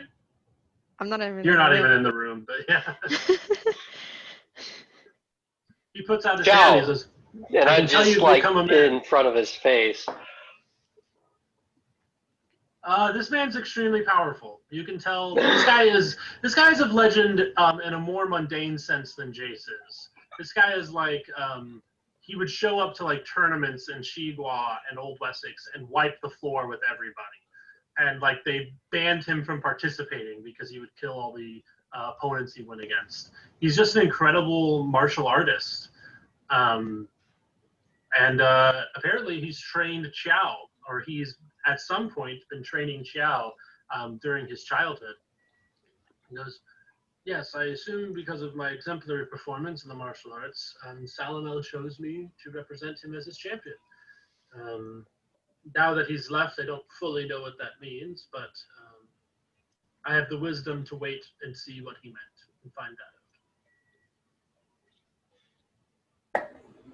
Is there any wine? Yeah, there's wine. He Jace just grabs an entire, like, whatever they hold wine in here. So An entire big, wine gross, cretinous crab cask that like makes you wonder if it's like alive or not. Yeah, he finds you some of that. He goes, I can tell you've got quite the physique, sir. It's good to meet you. You are Jace, are you not? I'm more well educated than some of the folks here. The third person who's known my name. Good for you. And I'm I start sorry, drinking he's the having a wine. bit of an identity crisis. I start drinking the wine. Well, muscles I aren't the assume only there's things that are strong. one more. Crab goes, oh no, that's me. I was chosen to be Pit's champion. I've been the oldest and closest to the depths for the longest, and she decided that I should represent her. Again, they didn't know exactly how to make me the champion. When this Johann fellow appeared a couple of years ago, they said that he would work, and they were trying to get him to join the crew and be part of the crew, but he refused. Or they just couldn't find him.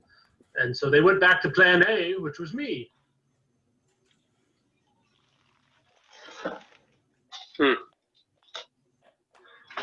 Well, it seems like we have a lot of half-baked half-fans. Well, I propose we let everyone get over their respective emotional traumas. It's a To lot work. of traumas. Gome is just kind of like, well, I see you've become quite the egghead over there, Qiao. But you were never one for the martial arts outside of, if the closer they got you to magic. And I see you've met some egghead friends as well, which is totally fine. You can tell his comment is not very smooth. His comment is very rough and kind of like he speaks. I can't tell that. Basically. That's true. Well, sir, you are versed in the martial arts. Unless you're otherwise occupied, would you care to teach me a few things? I know some myself, but... I put my hand on your shoulder. Yes? Gomez or Corvus? No, mine. Corvus. Mhm. And I say, you don't want that. I assure you, I'm more than used to people beating the hell out of me. No, you don't want it because I want it. Gomez is like, well, maybe we'll have a study session then. Kind of laughs. That's a fun way to put it. Qiao, very proud of you. I need to finish my meal and go get in my reps for the afternoon. It's wonderful to see. You've blossomed into quite the young fighter. And he sits up from his chair and walks off. You can tell that all four of these people have been undying. And every once in a while you'll see a crab and you'll be like, wait. You can't tell if they're undying or not. You know the big crab is. You know crab is undying. But every once in a while, a crustacean will come by, and you'll be like, wait a second.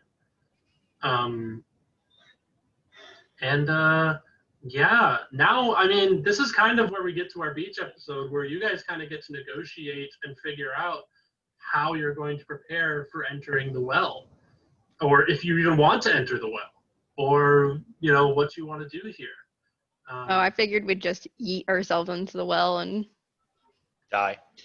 yeah. Jace just continues to drink.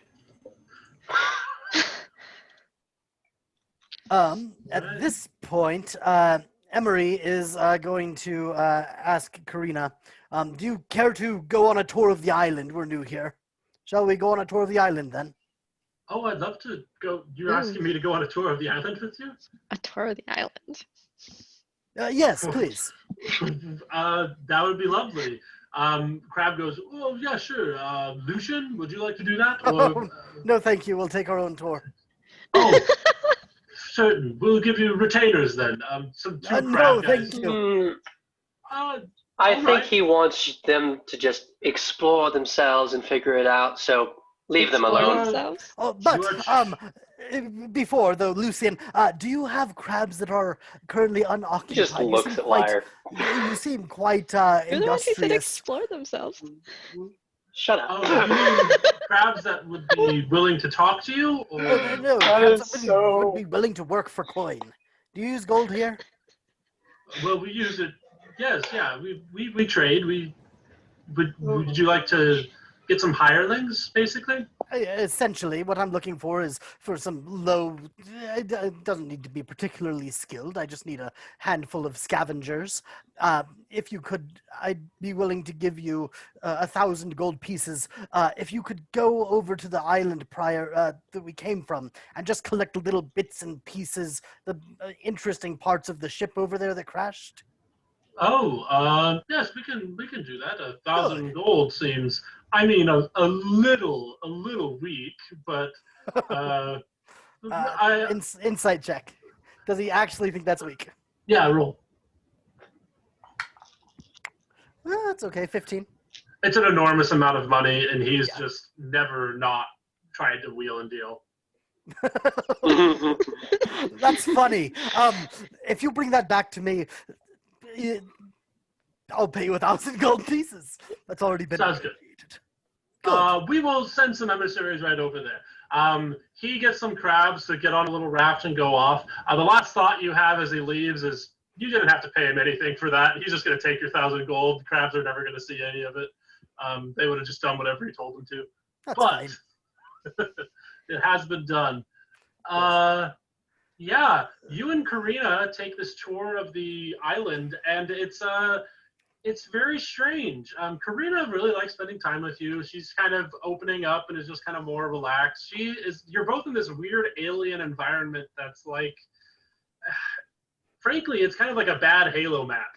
It's kind of like some teenager was like, what if ancient Rome got invaded by aliens and was like, but it was like boiling water everywhere. Like, it's a little edgy. It's very like, you know, but when you get further outside away from the coast, nature starts to respond more. There are places where the crabs haven't reached yet, or they like being closer to where it's moist, you know. Yeah. And you can see that, you know, there's some natural beauty up here, some natural constructs. And it's hard to see anywhere other than the island because of the mountain of porous, what's the word? Steam. Steam, yeah. But like that also makes it kind of weirdly like angelic even. It kind of feels like you're in this like isolated place, you know. Mhm. Early on the tour, I'll ask her, have you ever flown before? And I mean on you a personally, ship? not like on a boat or anything. I mean, have you personally I've never flown? flown. Oh, here. Tour will be more entertaining that way. And I'll transform her into an eagle. That is not what I was expecting. Do you want me I to think- like a whole new world? I think she's like getting ready for this to be this romantic moment. She's like, Yeah, I'm excited. And then when she like opens her eyes, she's an eagle sitting on your wrist. She's like, No, a giant eagle. oh, like an extremely large eagle. Please, I can either ride the eagle or the eagle. please, I recommend you not ride the eagle on the first date. Oh, God. Probably good advice. She thinks you're just gonna like make her able to fly, and she's just this giant plumed eagle, and she's like, "Oh, well, I guess this is still romantic. Are you gonna turn into an eagle?" No, she can't talk. Oh, she can't talk. This is the thought she has. She's just like regarding herself, like, okay. -8 charisma, folks. Or -2 charisma. Oh my gosh, that's hysterical. Yeah, but you have an arguably willing eagle, kind of just chilling with you for now. Fly or do whatever. Yeah, we'll go on a fly around the island. She gives a visible shrug with her like bird wings, and picks you up by either end, and manages not to hurt you because you're a big armor, but lifts you up and flies you into the air.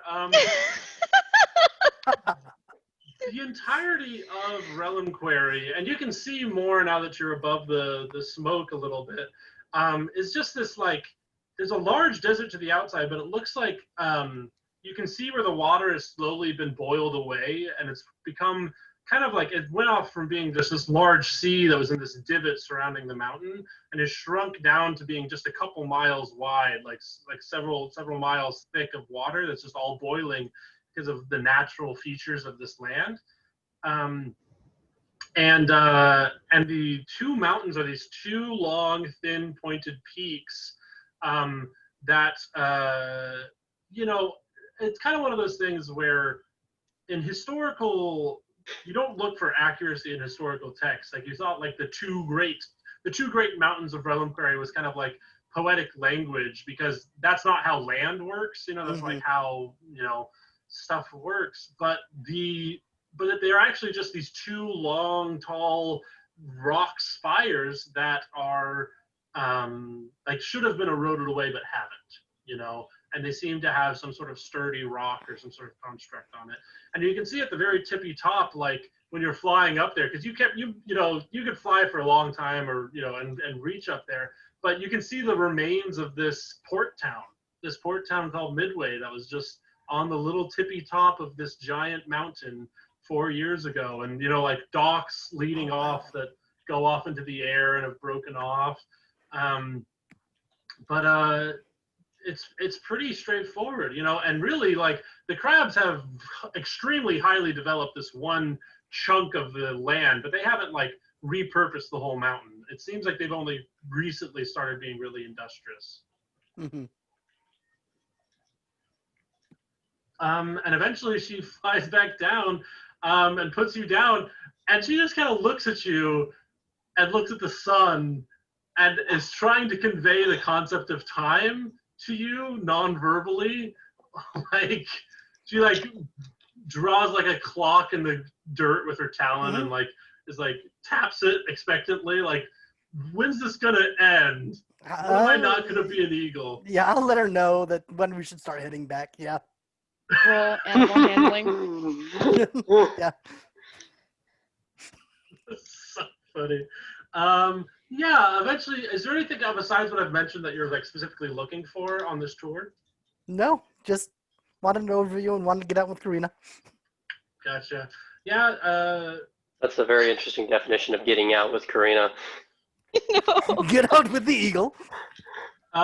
Eventually, she lands you back at a place, and she times it right, so she turns back into a person. She splutters some feathers and just like rights herself and feels her body again. And she's like, "Do you often polymorph people without explicit descriptions of what will happen and how and what to expect?" I find it's more entertaining. That, I mean, if I had told you or them, that when I said I was going to make you fly, what did you expect? I thought we were just going to fly together, like through the air, like a fly spell. No, I didn't prepare that today. Oh, well, Well, it was charming. Let's go back. Let's go back to the group. Good. Just kind of ends the conversation. Let's go back to Defiant's conversation with Lyre. Defiant comes over and he goes, you know, I was really surprised to see you hanging out with these, like you said, high-class, highfalutin rich folk, because that's never been our style. It's never been your style, for sure. That's our crop. Those aren't, I mean... Well, when I met Qiao, is Qiao anywhere near me? No, you guys have been separated. Okay. Well, when I met Qiao, I stole his father's lyre. Well, good move, but what does that And have I to do use with it. Qiao? Well, he caught me. And kinda. He has his suspicions. Is Qiao the green one? The green half, not quite Triton, not quite elf? Yes? Honey, as your father, that guy can't stand you. He doesn't want to be around you. None of those people think you're smart or capable. They're all highbrow, high class. Like, I'm just saying this as your father because this is like, I don't want Eddie, to you see don't chase someone understand. who doesn't like you. I know, right? When I met your mother, I dropped everything for her, and she slowly dropped her 11 other lovers over the passage of about 3 years. But when we decided to be Weird together, flex, but okay. when we decided to be lovers and be together and start a family, we were all in. We loved each other. We were crazy about each other. We couldn't stop talking about each other. That guy probably doesn't even know your last name. And I think it's just better for you to move on. Actually, it's probably true. I don't think any of y'all know my last name. No, I don't think we've ever heard of you. I mean, maybe you told me during the month we spent on that ship, but... I was waiting for Addie to be like, oh shit, I haven't come up with a last name. No, I do have a last name. I She do does. actually have a last name. It's Yeah. actually like Exactly. I what actually was have a waiting for, full too. name, and Yeah. Lyre is just a nickname.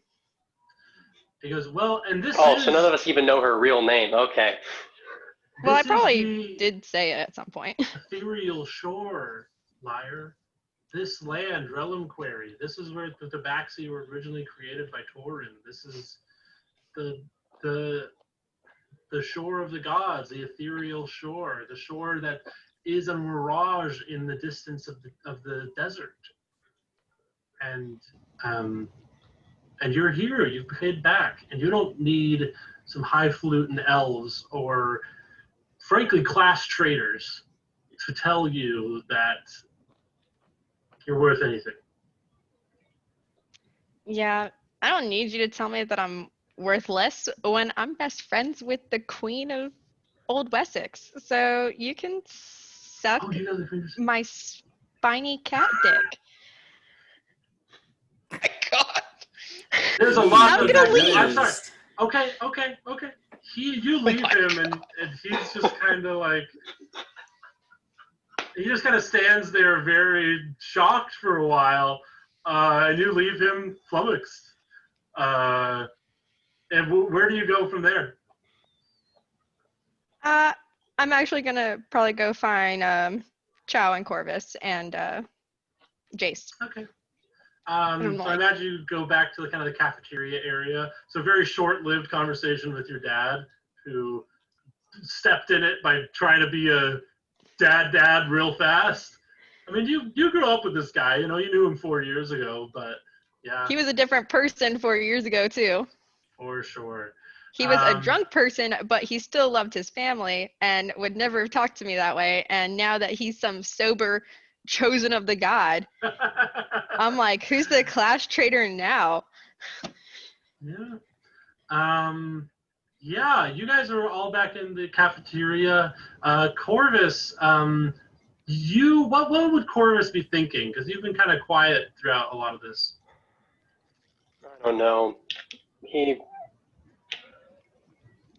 So Corvus very thoroughly hates the idea of like the whole way we have to solve the problem, and this is basically the way that we have to solve the problem at this point, is by becoming gods. He doesn't necessarily know that he wants to participate in it, but as of right now, he's moving forward with it because he doesn't see any other option. And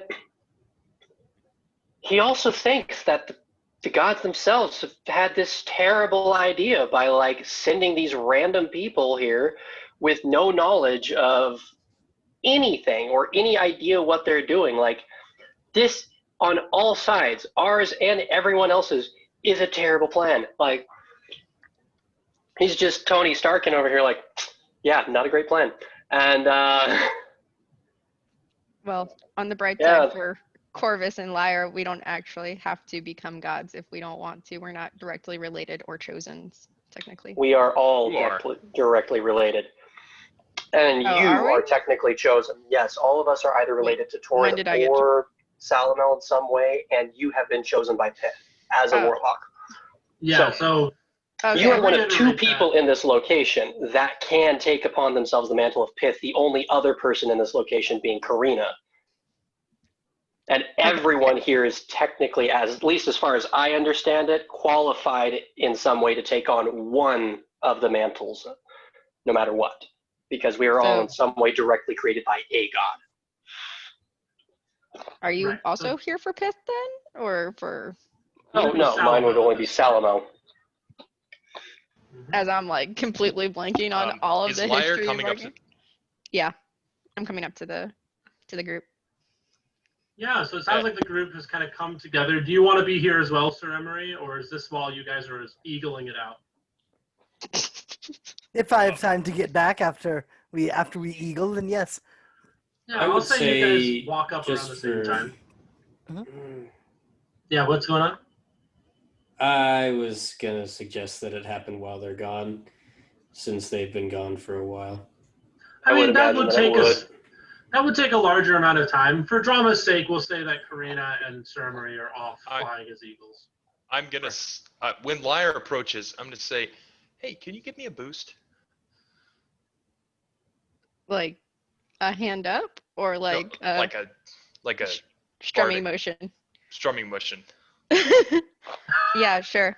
Yeah, I can inspiration Something surprising. you. Something surprising. Okay, coming up.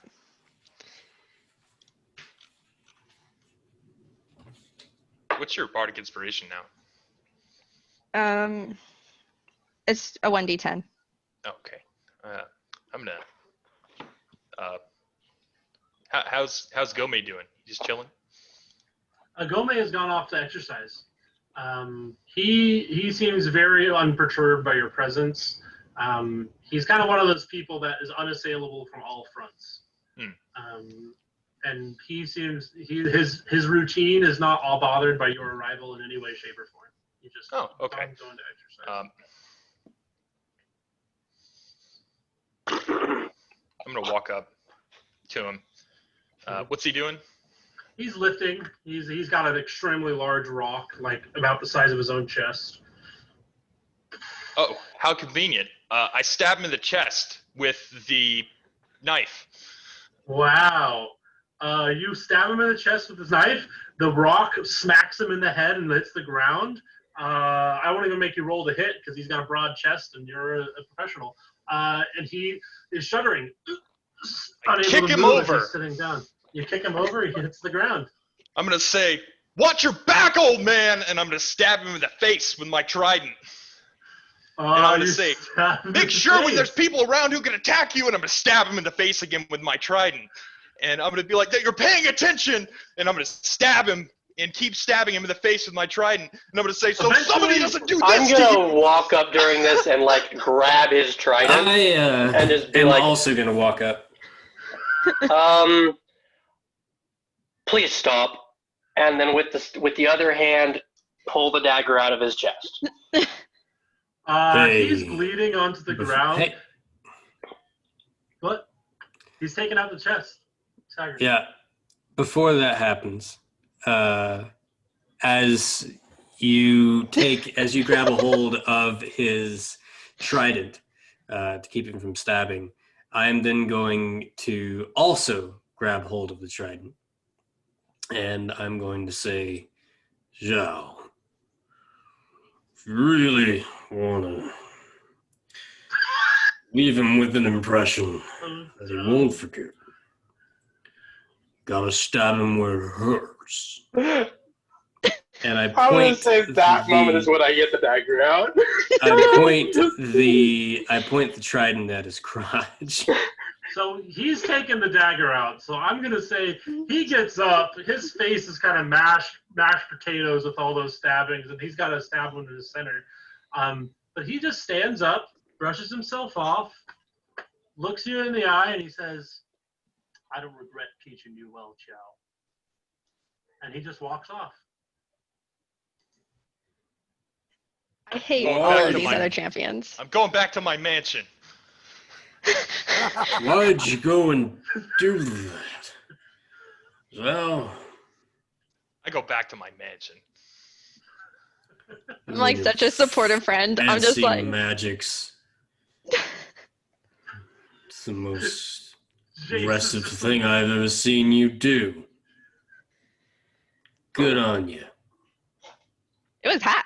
Let's go. This Where's was a that lot more cat, emotional man? trauma than I expected. Lyre, What?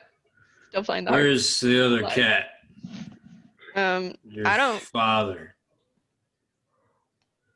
I'm going to Defiant say Edge can go suck a fucking he spiny is cat dick. so embarrassed and so just not wanting to see you guys. If you guys ever want to see him again, you're going to have to roll some perception checks and investigation checks because he has turned this entire thing into his own stealth mission. He never wants to engage with any of you guys for the foreseeable future.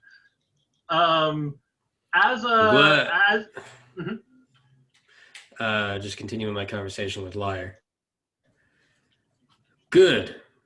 I'm glad we're on the same page. Why don't you point me in the direction where you last saw him, and maybe we can both teach him a lesson. And I've got like the bottle of wine in my other hand still.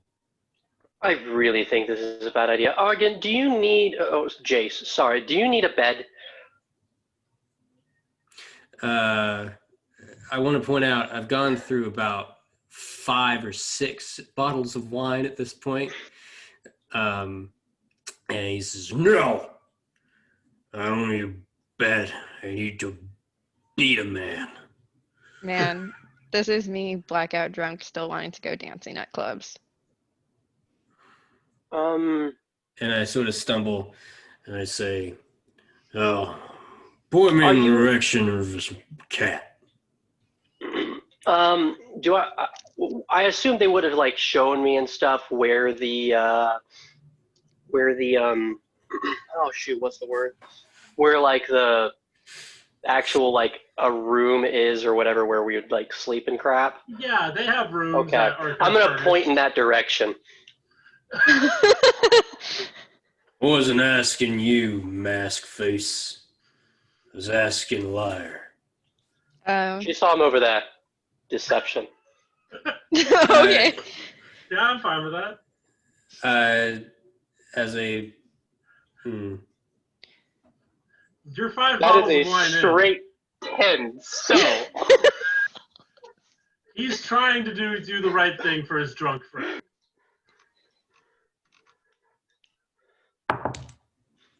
um, 15. Give me some of that totally know wine. that I'm just making it up, and I have no idea if she saw him over there. He's lying, Yeah. but he's trying to do the right thing for his friend with a 15.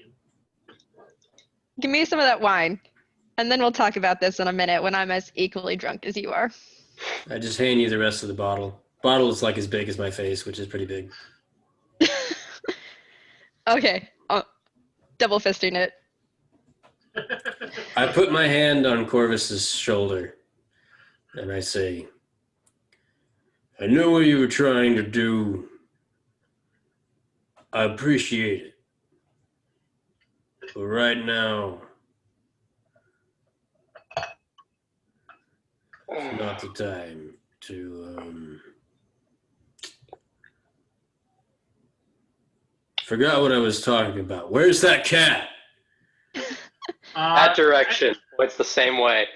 This is around where Sir Emory and Karina walk back in, and you see Triton blood on the ground, and the entrance into the mansion just surreptitiously right there. And I these kick out all the drunken crabs. messes.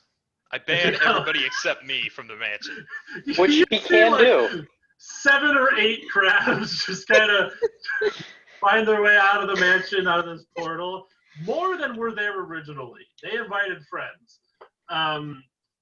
You And, also walk into Lyre. Just, yeah, double-handed chugging some wine. Karina goes, "Whoa, honey, whoa!" You're muted. I see things are progressing nicely. Well, everyone's been traumatized. Qiao is traumatized by the Triton man, who was apparently his instructor, some lad by the name of Gome. Actually, would I know who that is? You would know the name, especially as a Okay. Triton. Okay, I figured about as much. I just wasn't sure. So, a man named Gome, who is renowned for being a champion. Apparently, he was Qiao's instructor. That's his blood you'll see over there. Argin has drunk himself, probably half to death at this point, and is because nobody knows who he is. Lyre over here is starting to get to that point because she's apparently traumatized by the sudden resurgence of her father, who she is now probably trying to find with Jace so that they can beat the crap out of him, I think. And Punch Corvus in the face. roll to hit with disadvantage because you're drunk. Sure. If you hit, I'm gonna make Did. Weird I'm baby gonna pretty make sure I guy. hit. a reflex save. what'd you Corvus. hit? No. Come on. No. You wait. You'll see what I'm doing. It'll be a 23.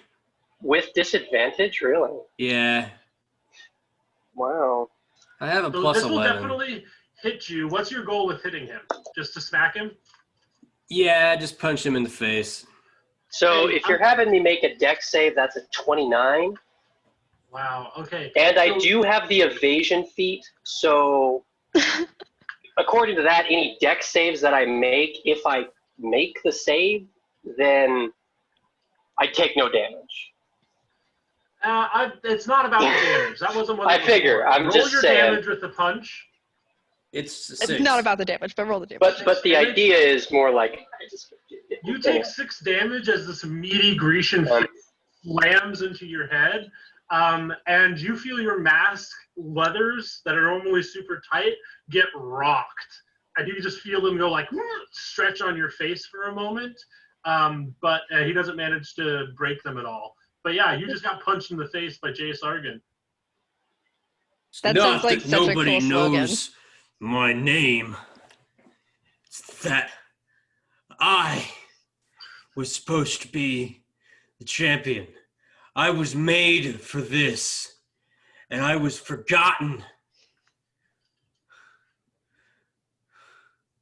This Been is turning a little bit into like what is it? The Bachelor, like drama house. Big brother. Yeah, this is Big Brother as hell. I say, if it would make you feel better, I just thinking I have 2 options for you. The first is we simply go around and tell everybody that you are Jace Argin, the champion, and then they'll know who you are. The second option is that we hold a tournament so that you can prove yourself the champion. But that's just off the top of my head. That idea. Oh, good.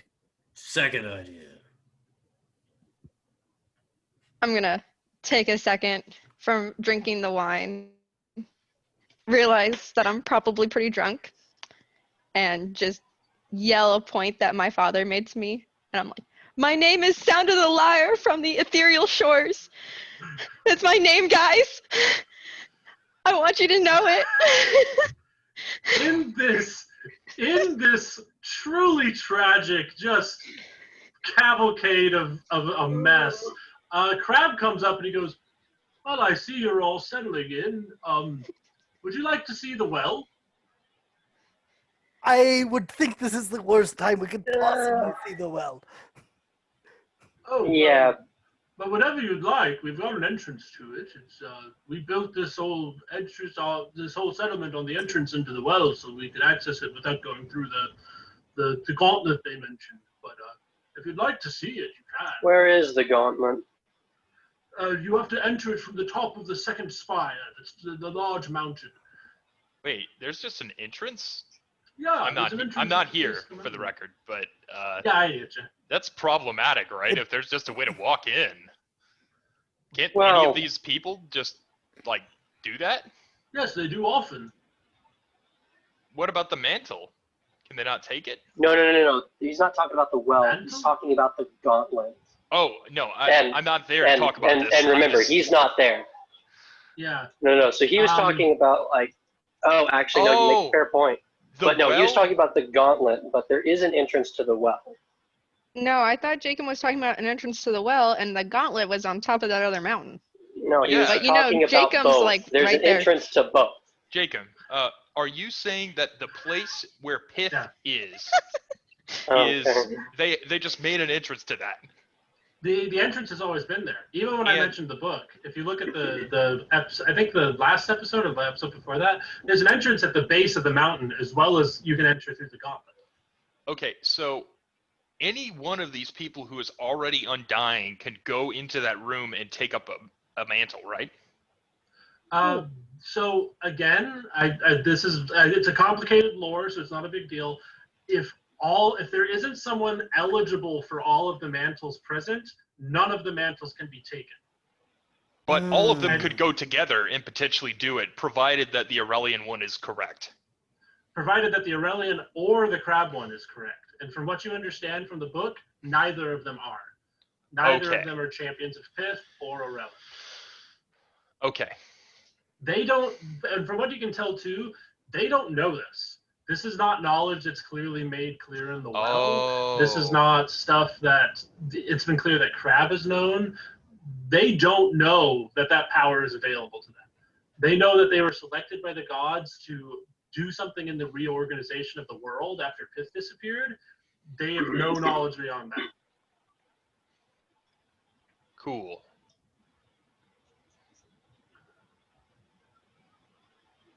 And so you guys are here. He goes, we've actually tested it out a lot to see at what point people die, if they're not undying as they approach the well. We lost a lot of crabs that way, but we put a line on the ground, which kind of tells us where it's safe to go or not if you're not undying. If you are undying, you can enter into the well and explore. There's a large cage with a terrifying beast in it. It's kind of interesting to look at, but it's also dead, and we can't open the cage, and you know. Well, you don't know. Fight That's why that I'm. guy. You want to fight me? No.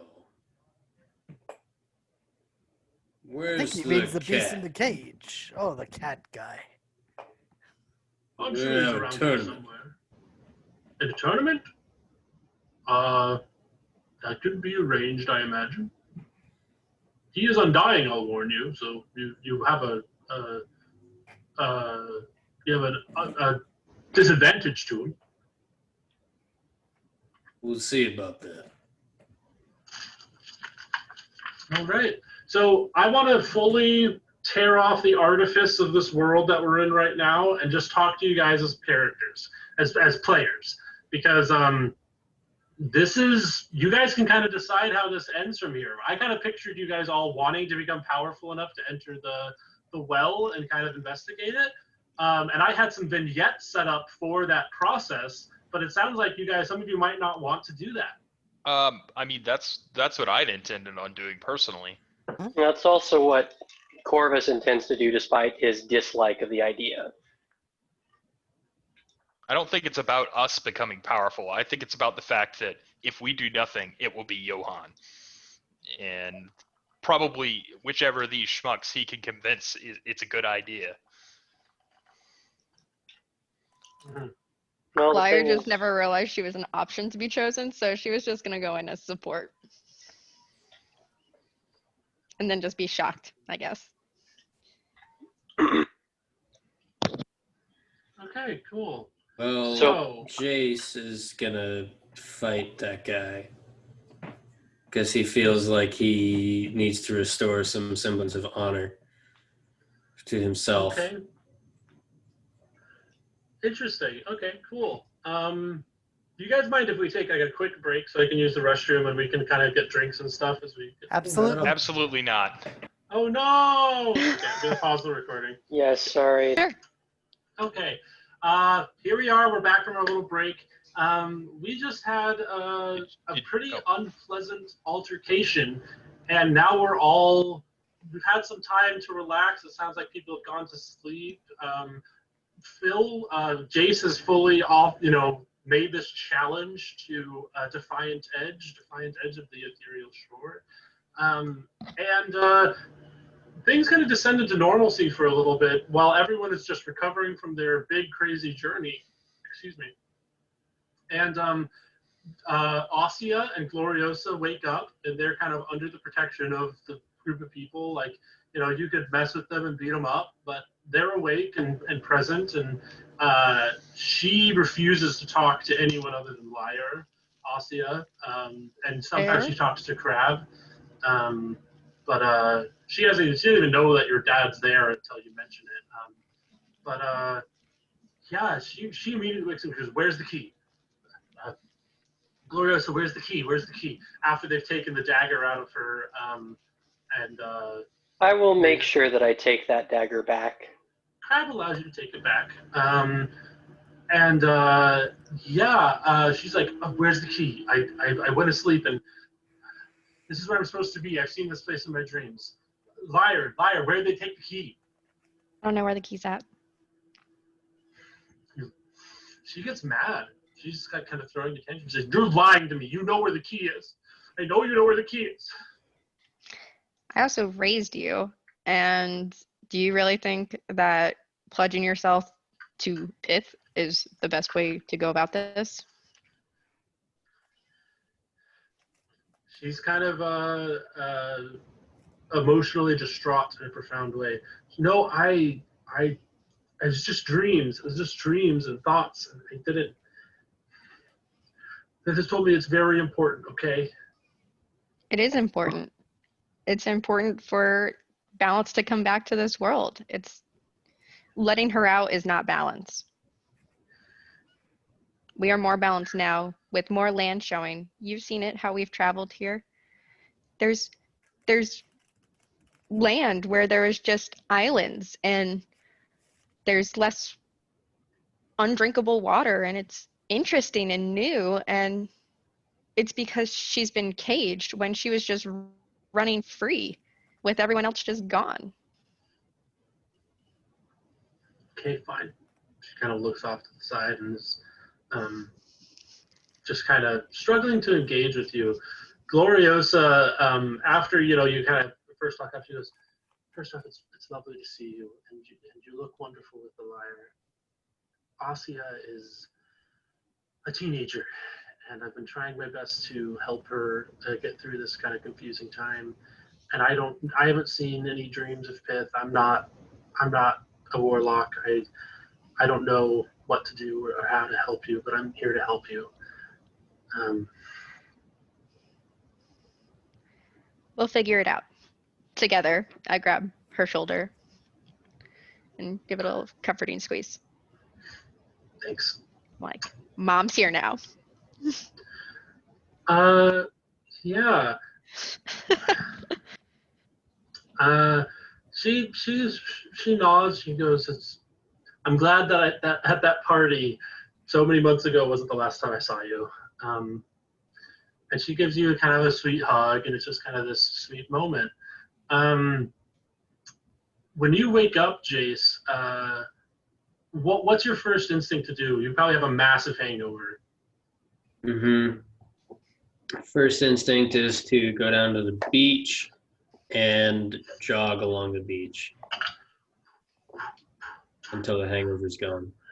So you've been holding on to the book and the key, right? That's kind of been on your person at all times? Yep. Roll me a perception check with advantage.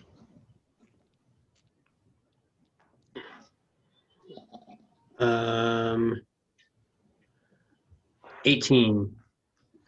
18. You feel the recognizable weight of the book in your back, as on your back, like kind of strapped in. That you've done some exercise with it in the past couple of weeks. You've had it, running around the boat. You don't feel anything else in your back. Okay. I say I'll notice this about maybe 2 miles in, and then 2 miles back, I don't stop running and I just go straight to where everybody else is. Runs one direction into the peaceful thing, and then 5 minutes later, running, sprinting seriously with fury back into the thing. You run back in, okay? Specifically looking for, what's her name? The cat that was going to do it, or that was carrying it before. Yeah. You run, you find her. Crab is kind of ministering to her and trying to, make sure she's healthy. And you see her sitting on the bed, sitting on her bed, and you come up to the doorway, and she's just like, "Get him away from me! That guy tried to kill me just a while ago. Get him away from me!" Where's the key? You had it. You took it from me. Lies. You took it from me. I haven't seen it since I went unconscious, okay? If I had it, I wouldn't be mad at Lyre. I don't have your key. Insight. I don't have my key. Insight? Yeah, that's a 13. She is telling the truth. She has no idea where the key is. She thought you had it. Well, the day just keeps getting great. Better and better already. Where's everyone else? They're running around in different places. I assume, Corvus, you're getting ready for your trek up to the gauntlet. Honestly, considering the fact that, yeah.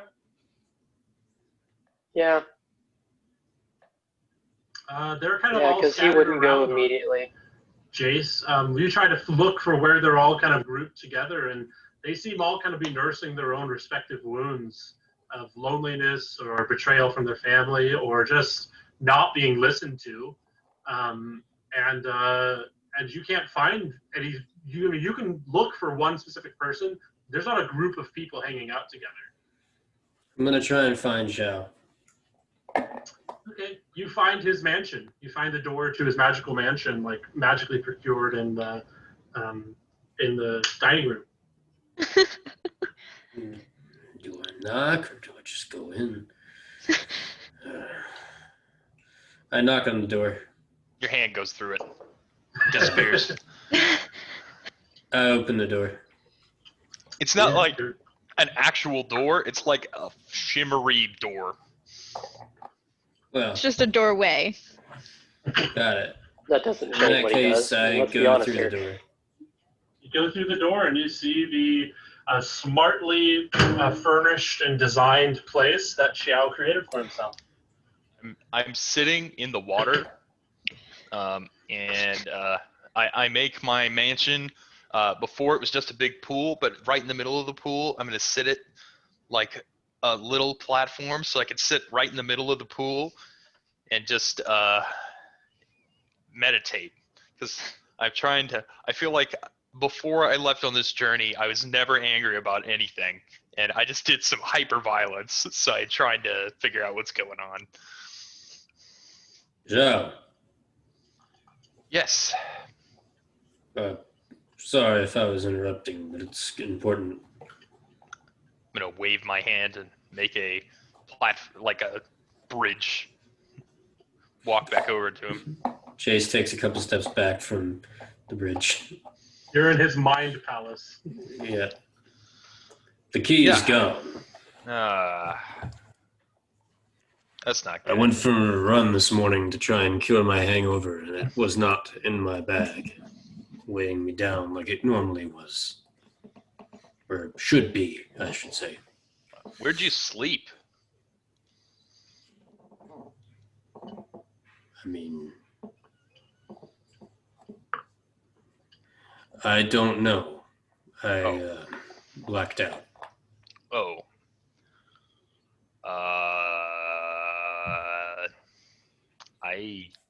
Would I know if Sir Emory knows like locate object? I mean, you guys have shared spell books. Did he know locate object? Did he know locate object, Emory? I am looking into that right now. Because I don't know it. No. Uh, That I is know a. it. Oh, wait a minute. Nope. Oh, go for it. Oh, What? I was like, well, I'm a thief. Do you know locate object now? do you know locate object? I had an open spell slot, so I'm like, I can. It would make sense with my Wow. story. Uh, I'm like, I'm a thief. Like, finding objects that people wanted to keep hidden would make a lot of sense. So, that's a That's straight that's up, a- actually. a lot of metagame, though. yeah, that's a. I'd be fine with it, but I mean, but I also love this struggle to find it, so I don't want to make it too easy. But there are reasons why it's not always too easy. Remember, this thing's like, you know, it's in a metal casing, but the key is like magically null. It's like you can't do much with them magically. I've got it too, but I never prepare it because I figure if we need to find it, then I'll prepare it the next day. But it can go for it. I'm like, I technically don't have it prepared, but if Jacob's willing to let it happen, then You bards need to prepare spells? no. Yeah. But I They have to have prepare it. them. I have to think. have it known. I don't prepare anything. I just like it just happens. Yeah. I just know all of these spells. So back to the scene. Jace, Qiao don't have locate object. Would I know that Lyre knows locate object?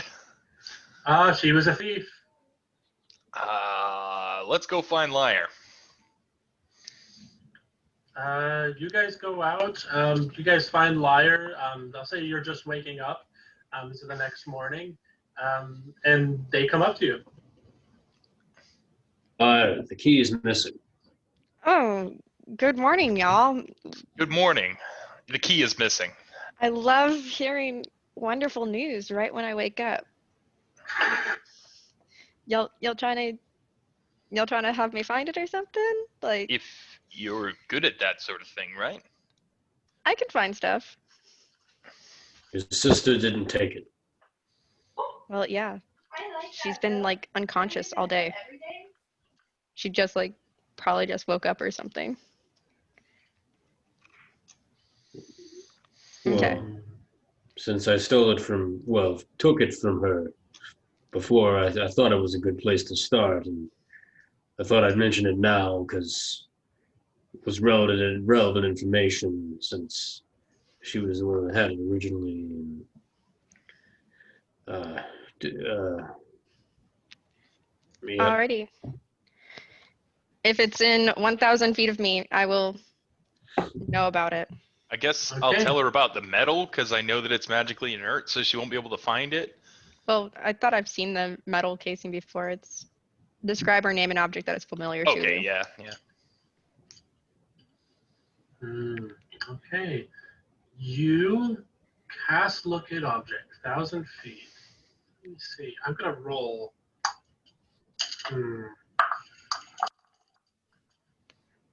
Okay. It can also locate apparel, jewelry, furniture, tools, or weapons. You see the metal. You kind of like cast the spell and you feel the melody of your own lyre pulling you toward the kitchen, actually, kind of the dining room area where you guys were all before. And it slowly pulls you toward a garbage can, kind of like a refuse bin that's in one corner of this thing where all this food is in and everything like that. And you know it's in this refuse bin. Alrighty. I'll start making my way there. I think Yeah. I know where it's at.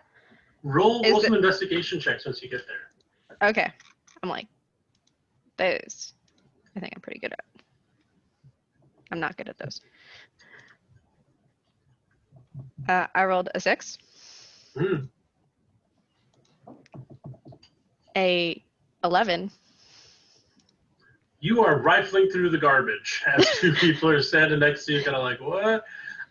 Eventually, I'm going to say you do find two hunks of metal that have been torn apart with the imprint of a key in the middle of them, and it looks as if just fingers have grabbed both sides of this metal and through sheer just physical force torn the two apart. I feel like your dad robbed. Great. I feel like your dad robbed Jace. I really don't feel like thieves usually have the amount of strength to rip apart metal like I that. thought he was really buff. Just because he's really buff still doesn't not make him a thief. That's just like some character aspect that makes him look nice. I will say you have not seen Gome I or was gonna say Defiant that. all morning. I'm like, we haven't seen Defiant since yesterday afternoon. It would have been probably really easy for him to sneak him out of Jace's bag, though. And then Gome could have did a part. Okay. Could be a two-man job, I guess. Yeah. blue man job. Well, do we want to go check and see if they're trying to pull pith out of the well? Because that would be bad if that was what they were doing. Well, they weren't Pith champions, I believe. Were they? Well, I mean, they could have secretly been that, and we just don't know. I mean, it's I think entirely they- possible. Told us they're champions. Yeah, but they could have been not telling the truth.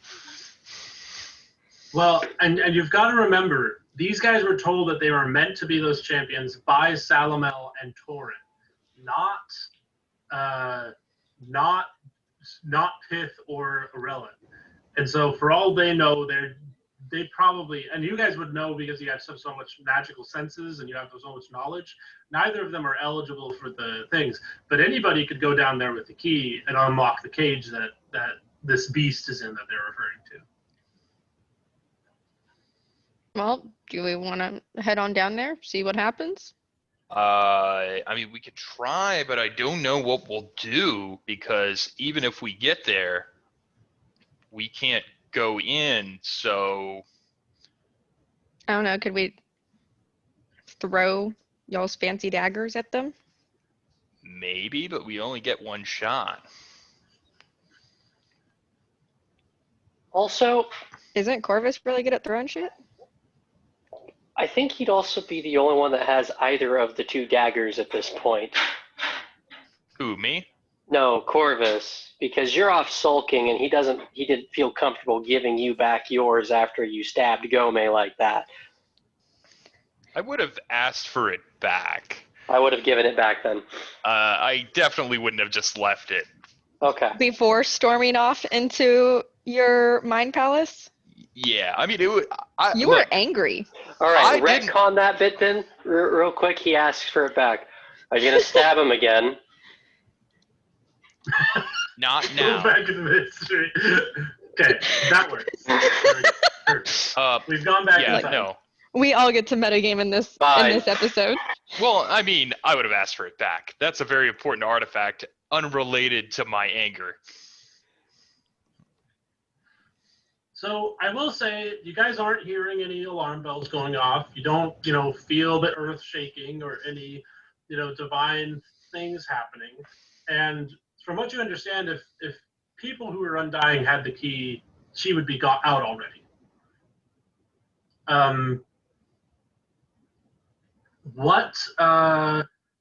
But the key is gone. You found the metal that the key was in. Now apparently there seems to be a timer for when someone's going to get in there with the key because you guys don't have control of the key anymore. Does the metal look like it was ripped apart by claws or by fingertips? By He said fingertips. fingertips. Okay, so that knocks out all the crabs. Well, So- at this point, I think it might just be for the vest. I've been intending on going to the gauntlet to train.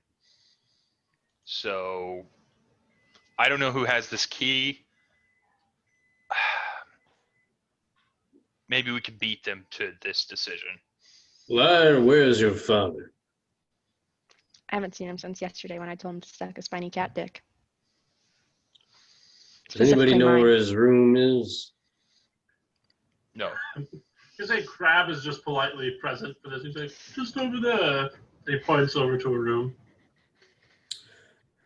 Good. This tournament may be very fast then. And I go over to the room. You open the door. It is empty. I mean, it's got his I don't belongings. open the door. I burst open the door.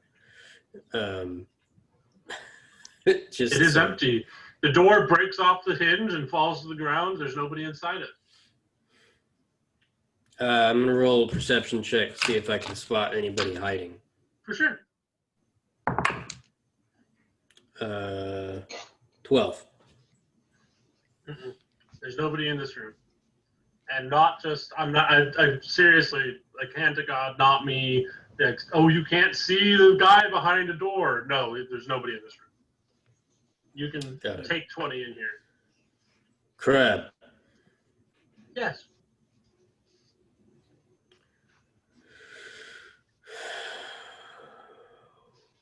Fetch me a long sword.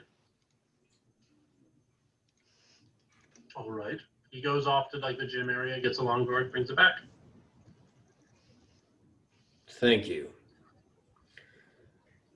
Also, please go fetch me a piece of armor, heavy armor, preferably. He goes, grabs some, brings it back to you. He goes, really, I'm not your hand servant, but I do wish to make you feel comfortable. You've been doing a very good job so far. Anybody else in this room aside from me? I should say in character, but meant to say out of character. Yeah, there's nobody. All right. I'm going to yell to Zhao. And I'm going to say, hey, Qiao. He's gone. Okay. I'm not good at looking for clues. Help me, please.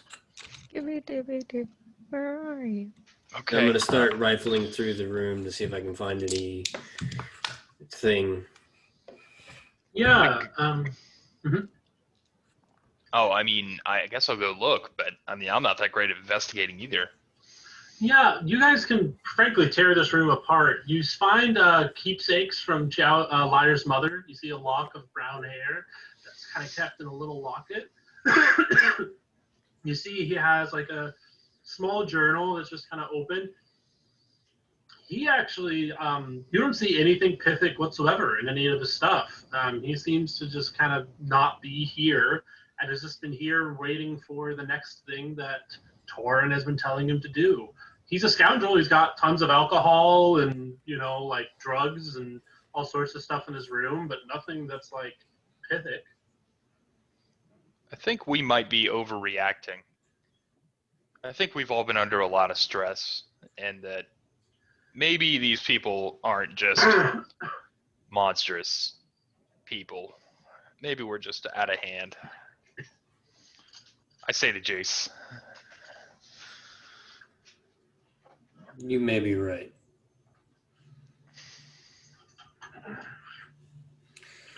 Still, we need to find the key. You're going to the gauntlet? I'm assuming my tournament is not happening. I mean, I'm going to the gauntlet. Bothers me to my core. You're already powerful enough on your own. I think that at this point, the rest of us... Not yet. Only artificially. I think that the rest of us need to be able to assist with that. This would be a good time to find the key if you can. But at this point, I think someone's trying to waste our time.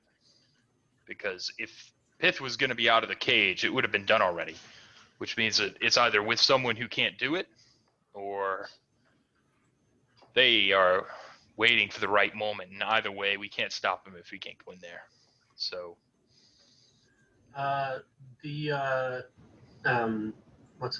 name? Gosh, it's Crab. His name is literally Crab, and I can't remember. He goes, well, if you'd like me to inspect the room for you and report back what I see there, I'll let you know. It hasn't changed for quite some time. And he says he's not a hand servant. What? I'm not in the room anyway. Nobody. I am Yeah. very agreeable and nice. He couldn't have heard that because Qiao isn't in there. I'm fine with that. I'm gonna go find Corvus, and I'm gonna be like, "Are you ready to head out?" Honestly, Right, by the well, time we'll you go find with him, you. he might already be at the entrance. I'm gonna take a piece of the brown hair. Okay. Take a piece of the brown hair. Corvus, do you want to be fully outie? Just be going down the gauntlet? Sure. While this is going on, Corvus left at the break of dawn, and in his mask and monk outfit has just been climbing this mountain, getting to where he knows the entrance to the gauntlet is. Oh, well, I guess I'll follow him a couple hours later then, because I was like, weird. I guess I asked around, and I'm like, where's Corvus? And then somebody's like, oh, he left like forever ago. Yeah, that'd be fair. That'd be fair. And one of the crab people says, yeah, he went to the mountain. Okay, interesting. So Lyre and Sir Emory, I assume you guys would just become stronger through leveling up through study, and you could study the book that Jace has, as well as records that they have here as well. Are you guys all just finding your own ways to get strong enough to enter this room? Yeah. I guess so. So I guess we'll end. Well, So hold on. we won't Concerts end here, nightly. but- Yeah. So I'm going up to the well with Crab. With crap, Mm-hmm. You come to it's a very spacious cave that leads into this like white area, and it's like a white marble cube, and you can see into the well, but you see there is a red line painted on the floor about maybe 100 feet off from this little cube room that's built into the cave. And you can see, it's hard to see from how far away you are, but you can see little golden cages aligned in this little white marble stone room. And this is at the foot of the mountain or at the top of the mountain? This is in the center of the mountain. This is deep into it. So he's walked you through a cave for some time. Gotcha.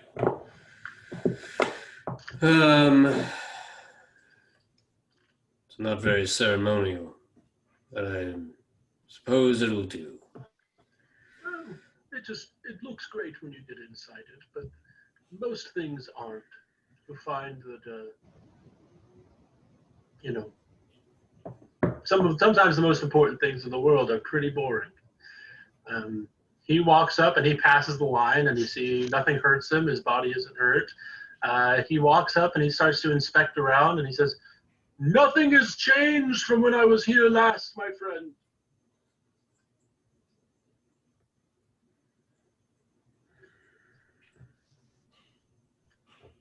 Fine. We go back. I'll report to the rest.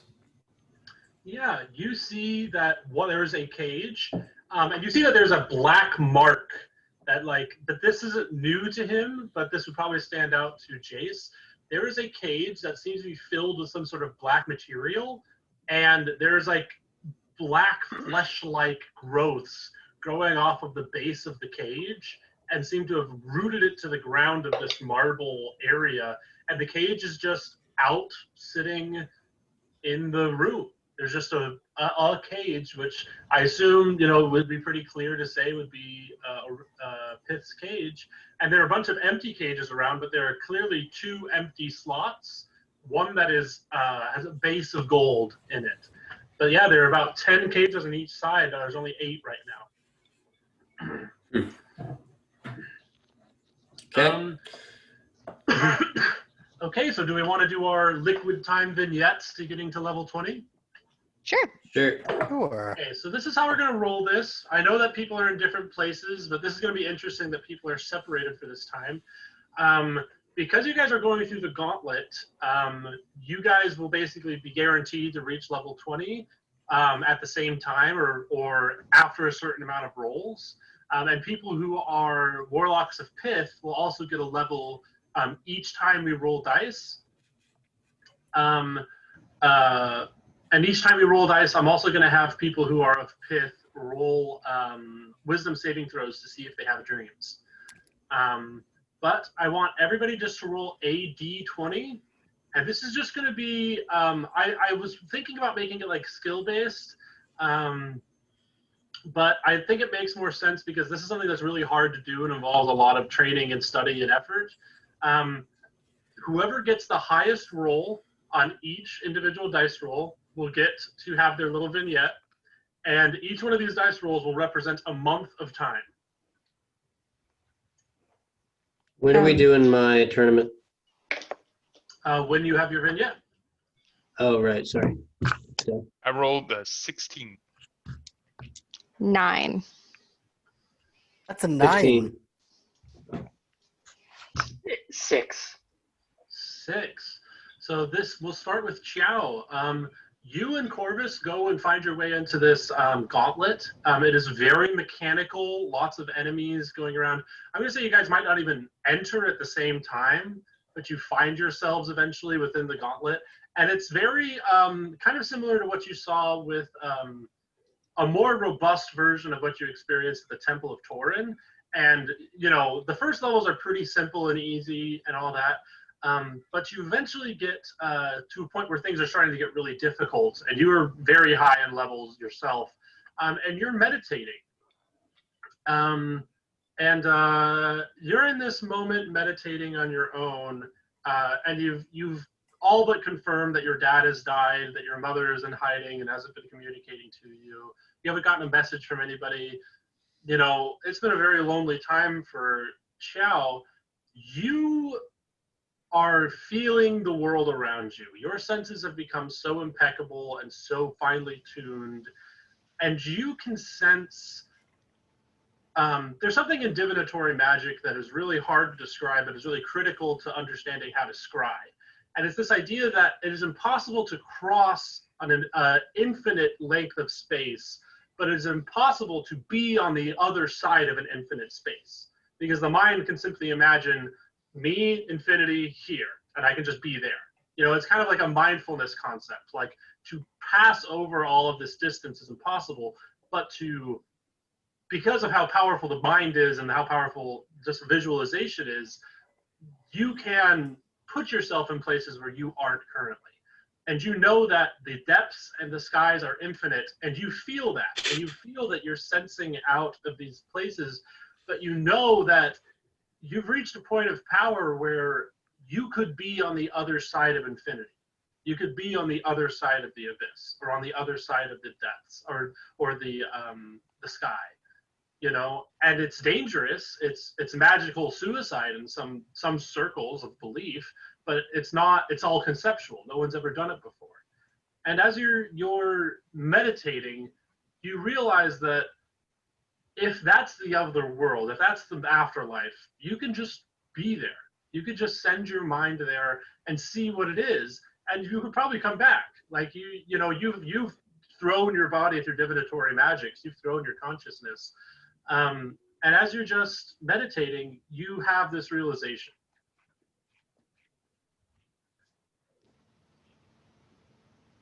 Okay. I want to go to there.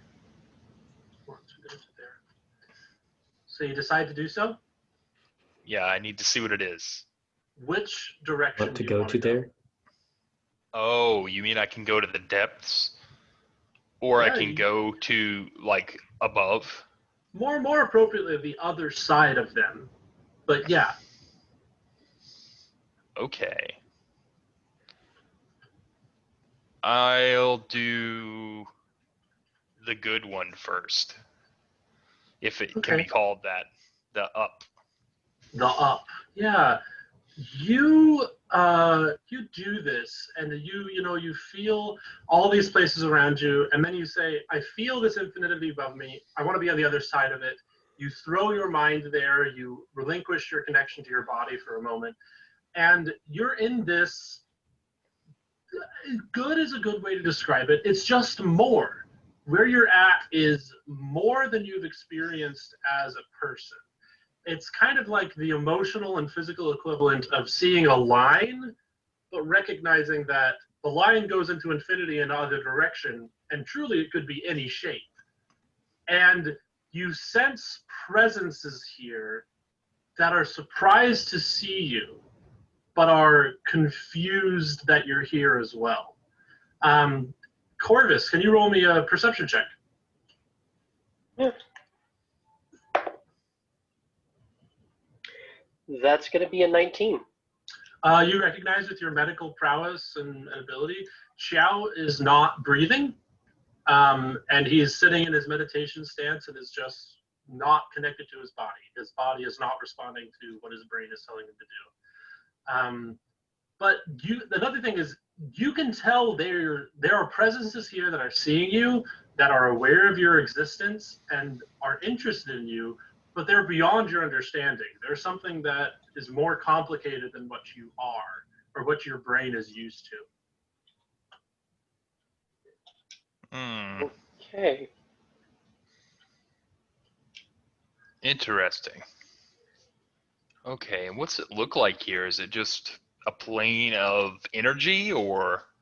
Plane of energy is a good way to describe it. It's like shapes that, like I said, like everything you see is clearly a smaller part of something larger. Like your brain isn't equipped to decode what you're seeing. So in like a straight visual language, it's just kind of this wash of color and light and stuff.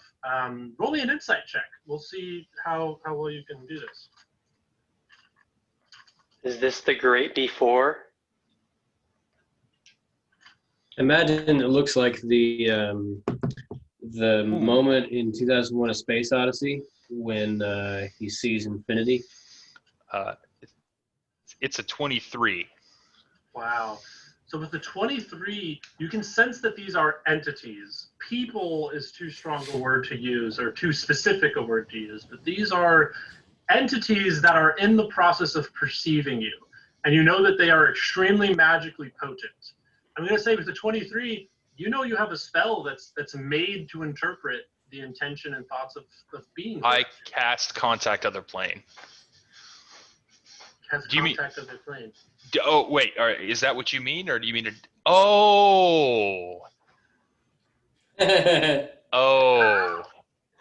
I cast Qiao's Index of Interest. I mean, that was what I pictured being applicable here. You cast it, Well, and it's for yeah. talking to extraplanar beings, for the record. yeah, that's fair. That's fair. You cast this, and values and numbers and words and colors appear that you can understand, and it's kind of like you're reading textbooks of exploration. And the thing is not all of it's positive, not all of it's negative, but a lot of it is extremely both of these things. This is like the equivalent of seeing like your parent cry, if that makes sense. Like this is like being a kid and seeing someone who's older and more experienced than you experience emotions that you're not equipped to understand. And you realize that like what this is something that's larger than the plane that you are in. And whether this is where you're supposed to go or where you're supposed to come through is still really unclear. But what you do know is these people are better than the world that you were in. These aren't the gods that hurt you or that, but you know that they're connected somehow. This is getting into like cosmology stuff. But with that index of interest, you can tell they care about you. Some of them care about you in the sense of you need to learn more or figure things out more. Some of them care for you in a nurturing, sweet place. Your body on the ground, Corvus, your with the body. How long has it been? It's been several minutes. His skin is turning pale. At this point, he is going to try to go over there and see if he can revive him. Yeah, you can tell that if he doesn't get oxygen, he's probably going to die. So you probably have to do some emergency CPR / medical care for him. So you can roll me a medicine check as well. But you're kind of disconnected from your body here, Qiao. And while you're recognizing all this stuff, you realize, like, there's no impetus to go back.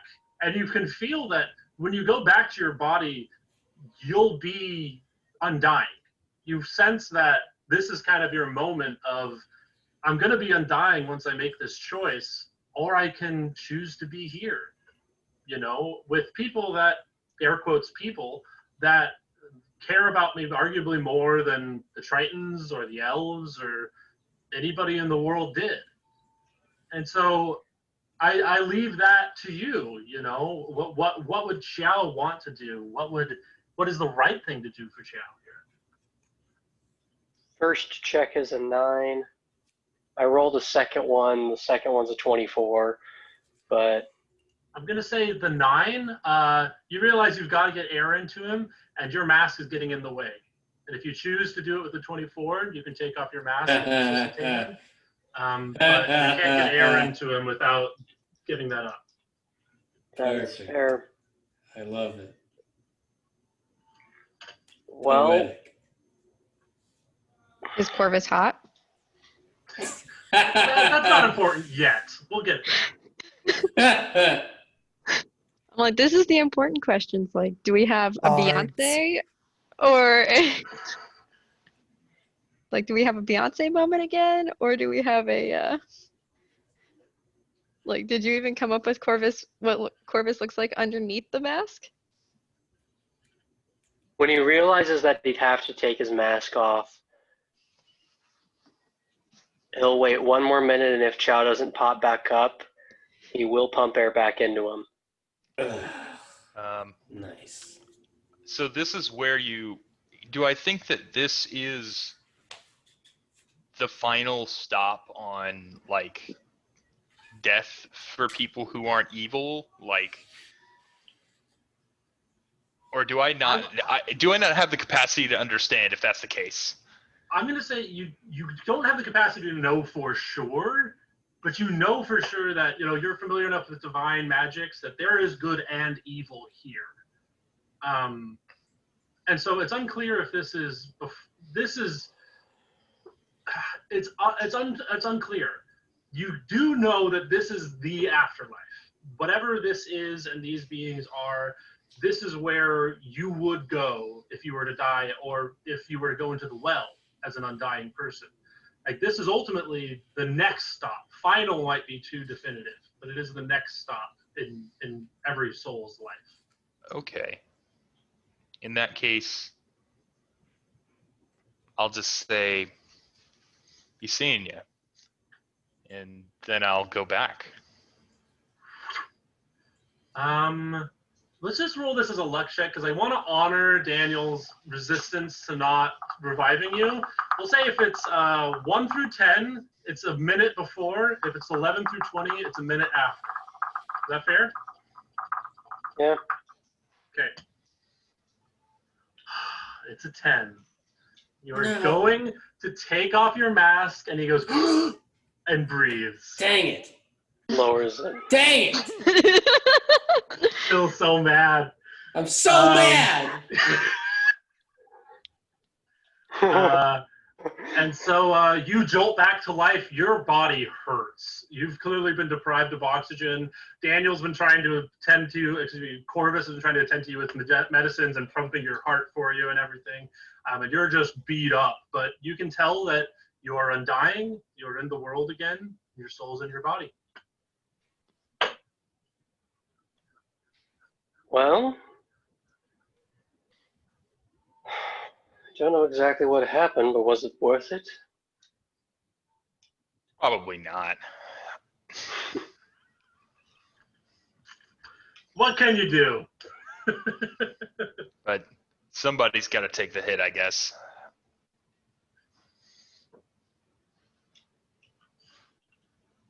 All right. Well, you are officially undying. Now let's do some rolls. Let's see who goes next. And you don't have to roll anymore if you don't want, Qiao. What if I do want to roll? Can I just Can it keep being my vignette until it's Yeah, Forever. that sounds fair. Re-undying. Let's focus back in on Qiao as he sits. That's a 10. That's a 10. 4. That's a 17. 17. What about Jace? 9. 9. So 17. We're starting off with the Triton boys, the true. Did you roll leaders Addie? of the thing? Huh? I got a Oh, 4. okay. I didn't know I if just you said it rolled silently so that. Mm. You have Oh, been traveling. They're actually, it's interesting. The gauntlet seems kind of hard to get through if you're not aquatic. Like there are portions of it that are fully underwater, large basins of water that seem to drain water down. And you can see the water is getting thicker and more magically imbued as you travel down. I hated when he said thicker about the water. It just sounds awful. It is pretty gross. Here's the thing, Corvus, you spent some time with the crabs, only a couple days or stuff. You have seen the gods have left. Your order as you understood it was a lie, or your order as it was true was a lie, and as you understood it, you want to believe is true, but there's no caveat. There's no flexibility there. As you're traveling around with Qiao, who is clearly very lost. Qiao is clearly, even though he's so smart, had this incredible experience, he still seems very confused about, the afterlife world, and you've seen it cause a lot of pain for people. You've had a lot of character stuff going on here, but I'll say this is just a brief moment, and this will happen as you're swimming down into this next level of the gauntlet, as you're slowly becoming stronger, going through these incredible challenges of fighting monsters and mechanical creatures. You feel the presence of Alarin. You feel this presence of spirit around you, and you know that you will be undying kind of with your next decision. And with Alarin present, I'm going to say, because I think you're at level like 13 right now when we first started. Mm-hmm. I'm going to say, if you choose to take off your mask, you can take those levels in Cleric, and that can be representative of your decision to represent this belief system about the world, to create this new faith you imagine.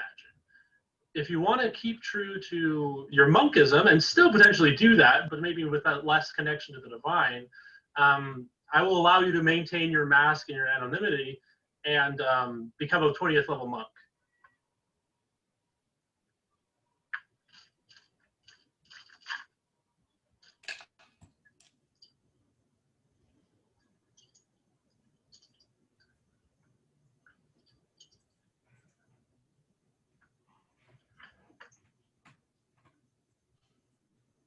And I've actually decided, so we're going to do all the vignettes, and then we're going to roll those wisdom saves for the dreams. Yes, you have gained 2 warlock levels, Lyre. Thank you. He's gonna recognize the decision that's been placed in front of him, and then just say, "No, I'm not. I'm not ready." Mhm. And he's just gonna swim away, like swim back. Okay. So wait, you choose. He chooses, well, neither. Right now, at least. It fully wasn't a choice, but I'll allow you to do it because it's dope. So you, Qiao, you see Corvus turn back while you're traveling together, and he seems to wait above the pool that you just left, and you are a level 19 monk for now. Yeah. Okay, we'll talk about that later. Moving forward, let's have the 3 of you guys roll those checks again. We'll try and get this done by the 10:45 at the latest for Utah folks. That's a 14. 14. 7. Ooh. 7. 3. 3. Emory, it's becoming unsightly how much you have to shave in order to avoid golden hair sprouting from every pore of your body and fully giving up the game that you are of Aurelian descent. You and Karina have been getting closer and closer over the past 3 months, and you have just been studying your heart out. Karina has been been studying as well. She's actually taken a level or two in Wizard, and she's kind of getting in all sorts of pies that she has no place to be in. But she's also becoming a warlock, and she has fighter levels, and she's very much close to you. The day comes where there's no more brown hair coming out of your pores. You have like a awkward, thin, brown, layer of hair that's near the tips of your hair, and everything else is this fine, shiny gold color. And you go to turn the page of a book, and suddenly you know exactly what Aurelin meant when she was talking about stopping herself from becoming undying, in her journals and her books and everything. And you know if you turn this page and you continue studying, there will be no going back. I press on. And you continue studying through your books, and you no longer produce any normal colored hair. I also, because yours was pretty simple, I want to offer, are you thinking at all about the people in Old Wessex, or about stuff like that? Like what's Emory thinking about in the wider scale? He is working on right now. He's researching he's developing a spell to reverse that stone to flesh on Atreya. And also researching dragons. What the dragons were, if there were good dragons, etc. Yeah, you managed to reverse the stone to flesh thing on Atreya. She's immediately extremely grateful. She was fully unconscious for the full 3 months that it took for you to get that spell figured out. You can study up a lot on dragons. You find out that they were good, they were bad. The skies were just more rich when Aurelian was here. What it sounds like right now is there's just none. Not for long. Not for long. Okay, and we can talk more about what you want to do outside of that. Phil and Lyre, Jace and Lyre. 4. 4.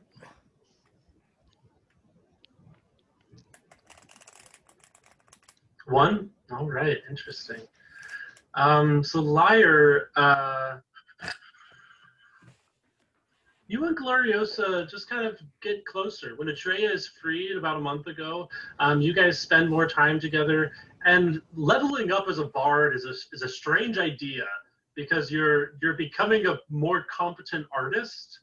And so one would argue that you're feeling more. You're getting more in touch with your emotions, your sense of the world, your creative, intuition, and your smarts. You see your dad every once in a while, and so too do people as well. He can't avoid everybody for a whole 4 months, even as a wildly powerful rogue.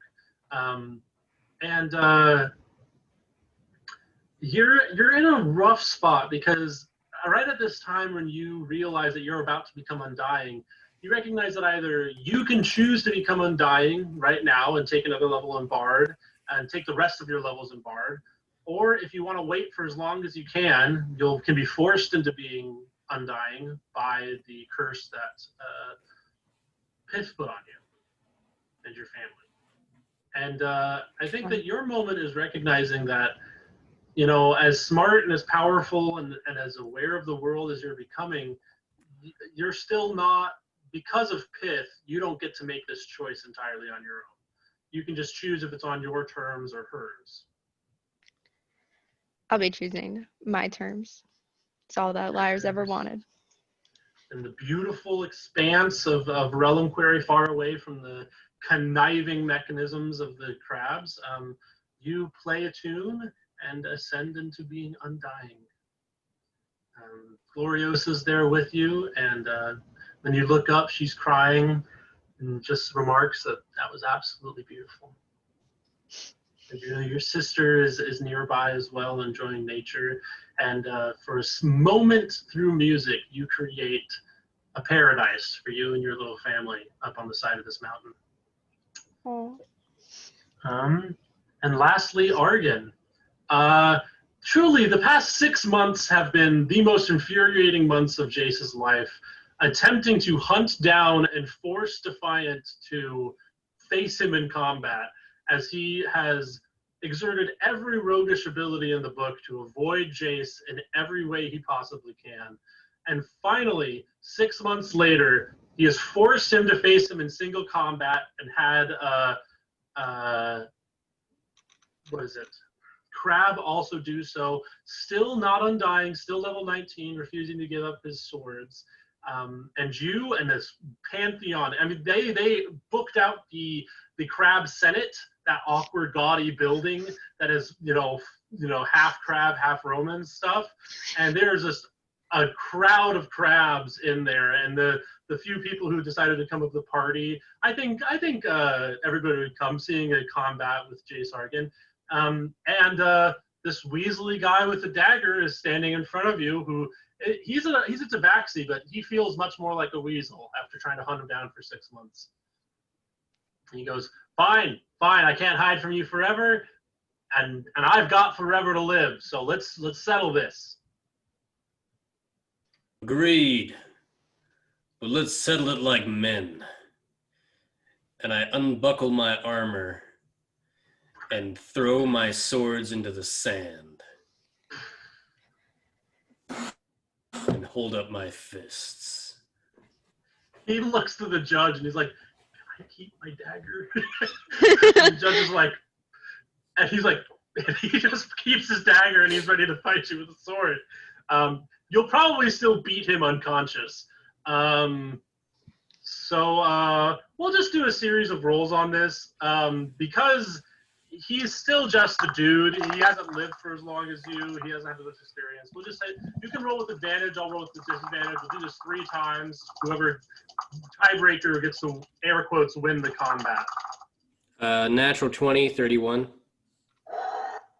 12 damage. That's a 25, so that doesn't work for him. And then we'll go for a second one. These are just like combated. We're just doing this fast. Mm-hmm. That's a 17. 23. Nope. We'll do one more just for flair. Best 3 out of 5. That's a 23. 30. This guy runs up to you with his dagger, thinking he's got the charge of you. He stabs into you once with his dagger, and you mash his face with 3 punches straight to his jaw. And his jaw physically detaches from his body, lands about 15 feet away from him, and one of his eyes is fully sunken deep into his head. And he is completely unconscious with those 3 punches. And there was a reason why he was hiding from you.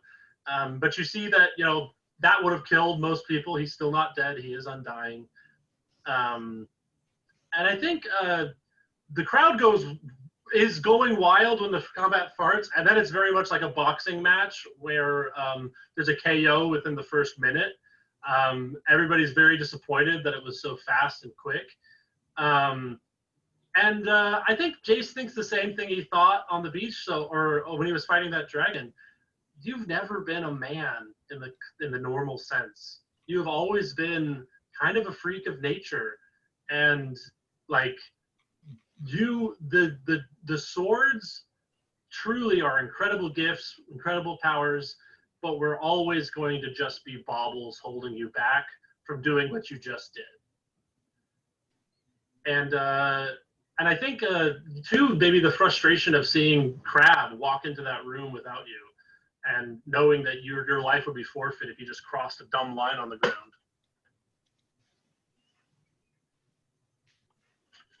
I raise my fist into the air and try to get the crowd to cheer, and then Crab claws and yelling, and intense stuff. Yeah, intense cheering.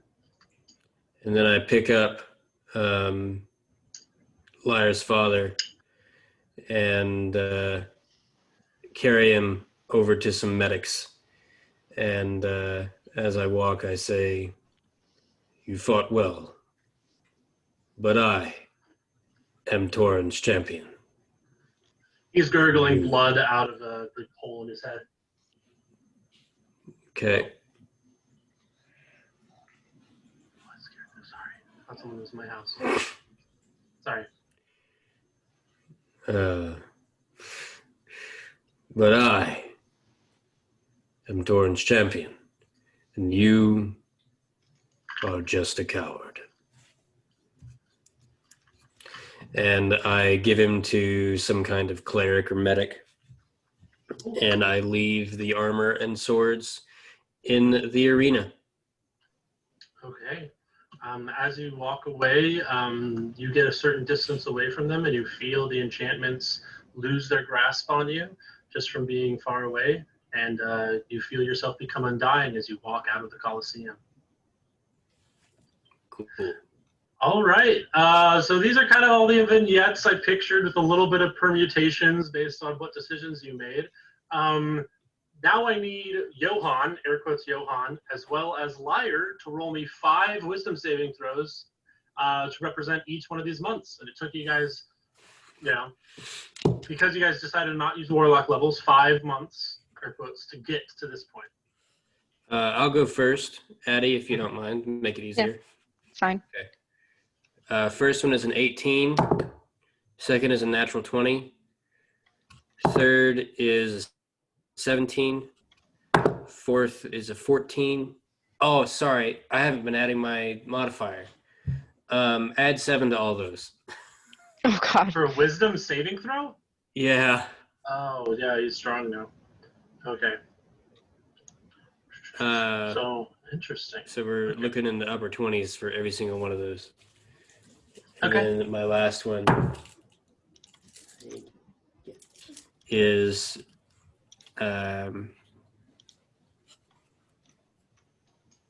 25. 25. Okay. Wow. Okay. Now Lyre, give me all 5 of those. And you can do this as if you're level 20. I don't know if you've already leveled up. But I already have, yeah. Okay, great. 7. 11. 9. 8. Wisdom saving throws? 15. I have a +1. And I'm not rolling good. Oh, interesting. Okay. Okay, that changes the story a lot from what I imagined. Lyre, the realm of dreams that you remember seeing that one time seems completely impenetrable to you. For the remainder of your time staying in this place, you can't seem to go back and see Smudge Boy, or the boy who was called Monster. So I guess that will be something for Johan's story that we can explore. Sorry to keep you guys up a little bit late, but I think I'm going to stop the recording there, and we'll talk after that.